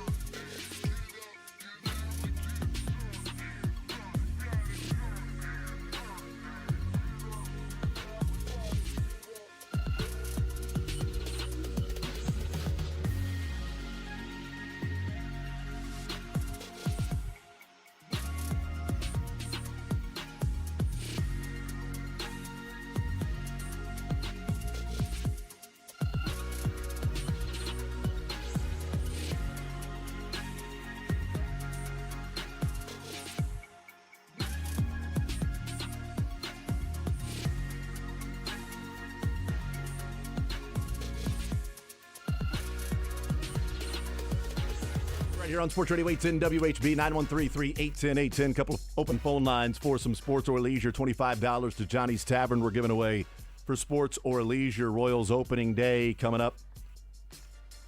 We have opening day questions on the sports side, and with the leisure side, Sterling, he's got potpourri and name that stadium. Couple of winners already. Again, 913-381-810. First in, first on. Let's talk to Tim. Tim, what side do you want to start with, sports or leisure, sir? Leisure, please. All right, name that stadium or potpourri. Can you promise me your potpourri will be as easy as the previous one? No, but I'll try. No promises. No, but you only get 100 tries. That stadium, then. Let's go. Baseball stadium. Name that stadium. We'll go. Opened in 2004. It features unique design elements, particularly the Western Metal Supply Co. building, which is the historic warehouse, which is incorporated into the ballpark. Its southeast corner serves as the left field foul pole. This park also hosted the 2016 MLB All-Star Game, where Eric Hosmer hit a home run. It's one of my favorite parks, man. I haven't been to many. Same. But this one's awesome. Eric Hosmer hit a home run in the All-Star Game here in 2016. And then the Western Metal Supply Co. building, which is that warehouse. That's left field. Very famous. Built in 04, but not an expansion franchise, right? No, it's been there. Would it maybe be named after a beverage that's being consumed in large quantities at the moment? No. Nope. Oh, okay. Thank you for that help. Let's see. Now They love camo. Do they? At least the uniforms. They do. Yeah, they like those. Yeah. It's a cool spot to go. Like, if maybe one of your fur babies, you get some. You can take a fur baby there, right? You can get some food and that's the sponsor. And maybe watch a game or two. I don't know. That's the sponsor. I don't know. But again, if you know the Western Metals, think of all the stadiums in baseball. I don't. There's only one stadium that really has left field. That's a warehouse. Yeah, not in right field like Camden, Baltimore, but this one's in left field, and it is part of the. It's part of the left field. Corner. Corner. Western, so it might be in the west side of the country. Yes. Well, there you go. That's nice. I like that. But it's not. Oh, Petco in San Diego? Yeah. Nice There you go. Well done. So you can take your fur babies there. And then Eric Hosmer hit a home run in the 2016 All-Star Game, Yeah. and then he ended up signing a contract there. There you go, because he was going to hit home runs the whole time he was there. That's awesome. All right, we got Royals opening day. We got a question out there about the most opening day starts at different positions in consecutive years, or we've got fresh ones. Well, that one cooked Avery, so I don't even want to take a swing at that one. It's funny. A fresh one, please. That is great. Okay, so which position, since at least this will be just, you'll be able to just guess a position, don't have to come up with a name, but which position have the Royals had the most consecutive years with a new player starting on opening day with no repeat players? So it can't be like, Salvi or Sweeney, Butler, Sweeney's like, well, that's 3 years with a different player, but there's one of those the same player. No, there is 12 consecutive years at this position with a different starter on opening day with Modern no era? repeats. So what position? Is it modern era, like, or Yeah, it would have. It would have to be, because back in the day, you had a. And DH doesn't count, right? No, DH doesn't count, but DH counts, but it's not. So I'll just tell you that. Okay, perfect. So the position where they've had different starter for how many years? 12 straight years they had a stretch with a Okay, different I'm gonna starter do and a process of different name elimination. every year. 12 consecutive years. I was shocked when I heard it, by the way. Yeah. I was shocked. And I'll tell you this, even I'm before guessing those it's 12. an outfield corner. No, it can't be the corner. No, you're on the right track. I'm gonna go right field.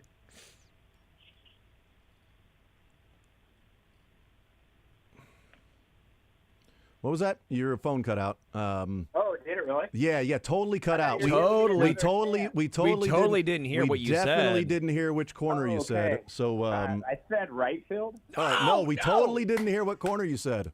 Oh, Left field. It's left field. Well done. How about that? Well, nailed it, Tim. Well, jeez Louise. Yes, too. Absolutely. Right? Luckily, if you said right field first, then that's crazy that your phone cut out when that happened. That's awesome. Yeah, I thought it did. Yeah, twice. it's crazy.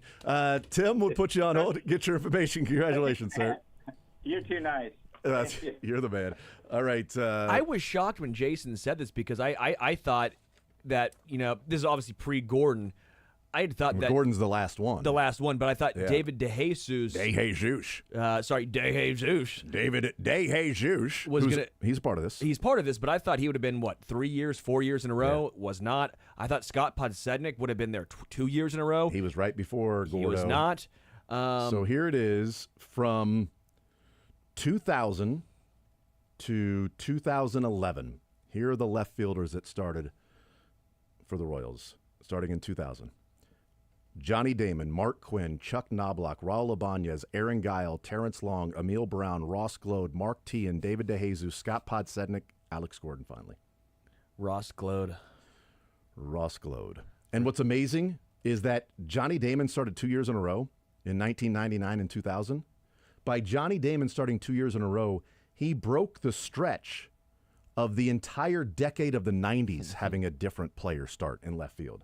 Because in 1990 to 1999, it was a different player. It was Bo Jackson. It was Gary Thurman. It was Keith Miller, Kevin McReynolds, Vince Coleman, Michael Tucker, Tom Goodwin, Bip Roberts, Hal Morris, Johnny Damon. And then Johnny Damon the next year, so it was back-to-back. But that second of the back-to-back started this stretch of 12 straight. Man. I mean, from Bo Jackson to Alex Gordon.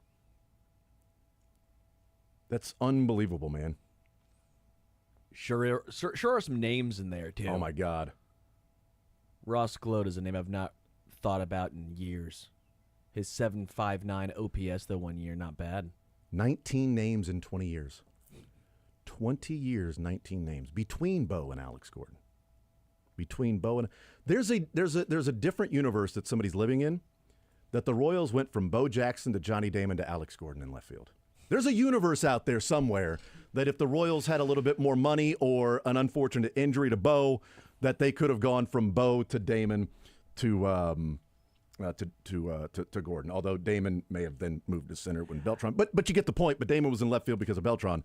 But yeah, so Bo, and then Damon started twice a decade later. I guess for me, I forgot how much center field David DeJesus played. DeJesus. I feel like I remember him more as a left fielder, and that was my confusion. He started 4 straight years in center. Yeah. When Beltran was gone, he started in center field the next 4 years. But he also played until, of left course, field. Coco Crisp got there. Yeah, because then, of course, when Coco gets there, you have to play left. And then, of course, Coco Crisp was like, I got to get out of the way because Rick Ankiel is here.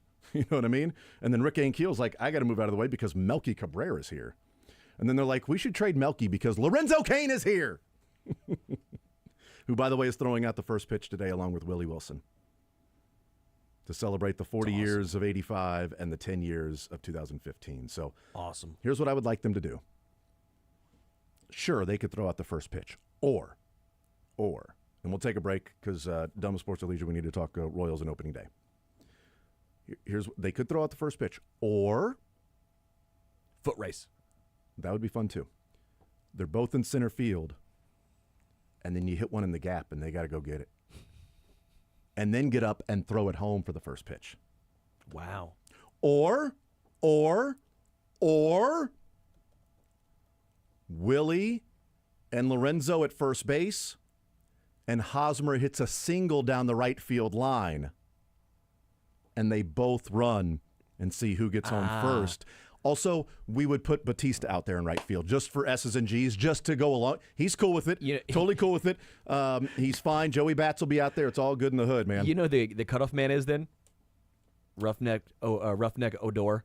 Wow, dude. And he's going to overthrow Odor and just throw it to second base. And what's going to happen? Odor's going to go out there and... Hell yeah. We've solved it. We've solved it. Or they could just throw the first pitch. Or they can do the ceremonial first pitch, too. Either one. I'm just saying there's 3 different ideas. So you guys... Or hot dog race. There we go. We need a race with Willie Wilson and Lorenzo, you know? Just want to watch them track down baseballs. I in wonder the who's outfield, faster, man. the 35-year-old or the 69-year-old. It's going to be tough. Nice. All right, we'll take a timeout. We'll come back. We'll talk some Royals, the lineup, new pitcher on the mound for the Guardians. It was Tanner Bybee. Now it is Ben Lively. We'll talk about that opening day for the Royals. More of that coming up next. And we'll give the answers to the – sorry about that, Dylan. And we'll give out the answers – you know, let's just do it right now. Sorry, Dylan. I meant to say we're going to give out the answers to the questions we did not get an answer to. So I apologize. Sterling, did you get any of those? No, I think we held hands. All right, great. Only one for me. Sorry, Dylan.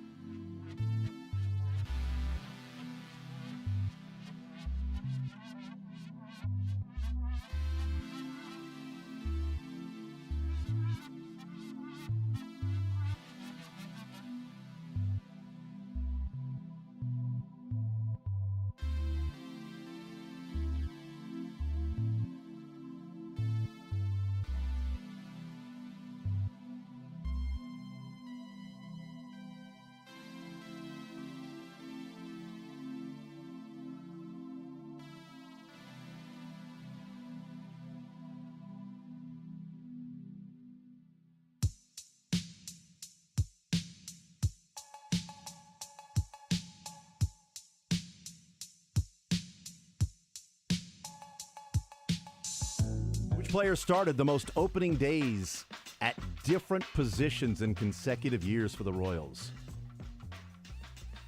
This man started at third base, in right field, in left field, and then second base in 4 straight years. Mark Teahan. He also played first base for the team. Yeah, but opening day, opening roster, first game of the season, this guy was the opening day third baseman, right fielder, left fielder, and second baseman in 4 straight years. Mark Teahan. He had some really good tweets at one point about how he's talking about his years, and he was like, "You're welcome, Royals fans, for being so bad. We got you, Eric Hosmer, Mike Moustakas, and all these guys." I was like, good call, Mark. So good, man. I really appreciate Mark Teahan. He is hilarious. He's awesome. 913-912-4810. Let's hear from, as we get ready for opening day, let's hear from Matt Quattrero. He talks about Jonathan India. I looked at the numbers last night for Jonathan India. Pre and post Elly De La Cruz batting second and India leading off, and I'll give you those numbers here in a second. But here's Matt Quattrero on his leadoff man, Jonathan India, today in the lineup. He was remarkable this spring. We were confident in what we were acquiring when we traded a really good pitcher for him, and to acquire him, but then to see him do what he did in the spring. He didn't chase. He swung at strikes. He hit the ball hard. He's ultra competitive. He wants to win. Everything that we could have hoped for materialized in the spring, and obviously we hope that continues in the season. But everything was great in the spring. So he's going to be batting in front of Bobby Witt, and I'd pointed out earlier. I'm like, months ago, that he'll be batting in front of Bobby Witt, but it won't be a surprise to batting in front of a superstar that teams may not want to pitch to, because he was a leadoff man for Elly De La Cruz batting second. But that didn't happen until late June, until Friedel got injured, I think, and they moved to India from like the 5 or 6, and he was bouncing around to he's just a leadoff hitter, and then, hey, Elly De La Cruz is now your number 2 hitter. So in total last year, Jonathan India batted leadoff 84 times with Elly De La Cruz batting second. And essentially 79 of the last 82 or 83 games. That was the lineup. India, Elly. India, Elly. And looking at the numbers for Jonathan India and what he was doing before and then after he was placed in front of Elly De La Cruz. So before Elly De La Cruz, when he was moving around the lineup, he was OPSing at 710. When they put him at the leadoff spot and Elly De La Cruz right behind him, he OPSed at 782 the rest of the way. Getting on base at 360, slugging 423, and in those 84 games, he had 10 home runs and 20 doubles, so roughly 20 home runs and 40 doubles over the course of the season. You'll take that if he's hitting 20 home runs. But also, OPSing at 780, getting on base at 360, with Elly batting right behind him. Yeah. What I thought was interesting is, okay, so what was Elly De La Cruz doing when India wasn't batting in front of him, when it was different guys? Elly De La Cruz, before Jonathan India moved to the leadoff spot, Elly De La Cruz was batting 243. He was slugging 447, and he OPS'd at 786. After India moved to the number 1 spot, Elly De La Cruz batted 272, slugging 491 for an OPS of 830. So his OPS jumped 44 points with India batting first and Elly De La Cruz batting second. India's OPS jumped 72 points when they put him in front of Elly De La Cruz. They're protecting each other just the same way we think India is going to help protect Bobby Witt Jr. The reason being is once India, you have to pitch to India because you don't want Bobby Witt Jr., right? You're going to, who are you going to face? You want to face India. So if India gets on base, though, which he has career 350 on base percentage, what's that mean? Well, now you still have to pitch to Bobby Witt Jr. because now you're not going to walk 2 guys on to start the game. Yeah. And so that was the issue last year, was it was always one guy out, so they could be a little more cautious with Bobby Witt Jr. You saw the chase rate of Bobby Witt Jr., which was pretty astronomical, almost in the Salvador Perez range, those sliders away, because there's no one on. This changes the game, and that's why I said I'm ripping the over. Whatever the over total is for Bobby Witt Jr.'s RBIs, I said anything barring like 110, I'm taking the over. I think Bobby Witt Jr. is going to get near 120 RBIs this year. And also, like, the extra base hits for Elly improved as well. Maybe he was getting better pitches because they're worried about India on base. I don't know. But before Jonathan India, Ellie De La Cruz over the course of the season was pacing for 27 doubles and 6 triples. When India was placed as the leadoff hitter, the rest of the way, De La Cruz paced for what would be a full season of 45 doubles and 14 triples. Wow. So they fed off each other. And also not clogging the base paths up. Right. Yeah, because he was still stealing 70 bases. I mean, so he was stealing before and after. So just thought that was interesting because I wanted to see what India did with Ellie De La Cruz behind him. I didn't realize it would be a 70-point difference in OPS when you put Ellie De La Cruz behind Jonathan India. There's certainly some optimism and some hope there. Bobby Witt Jr. has given the city optimism and hope, and what he wrote in the Players Tribune is awesome to read. It's great stuff, and he talks about how connected he is with the city and why the city is perfect for him and why his dream was to play for only one team his entire career and why he knew that the long-term extension was going to be done here in Kansas City because he just simply wanted to stay here and win.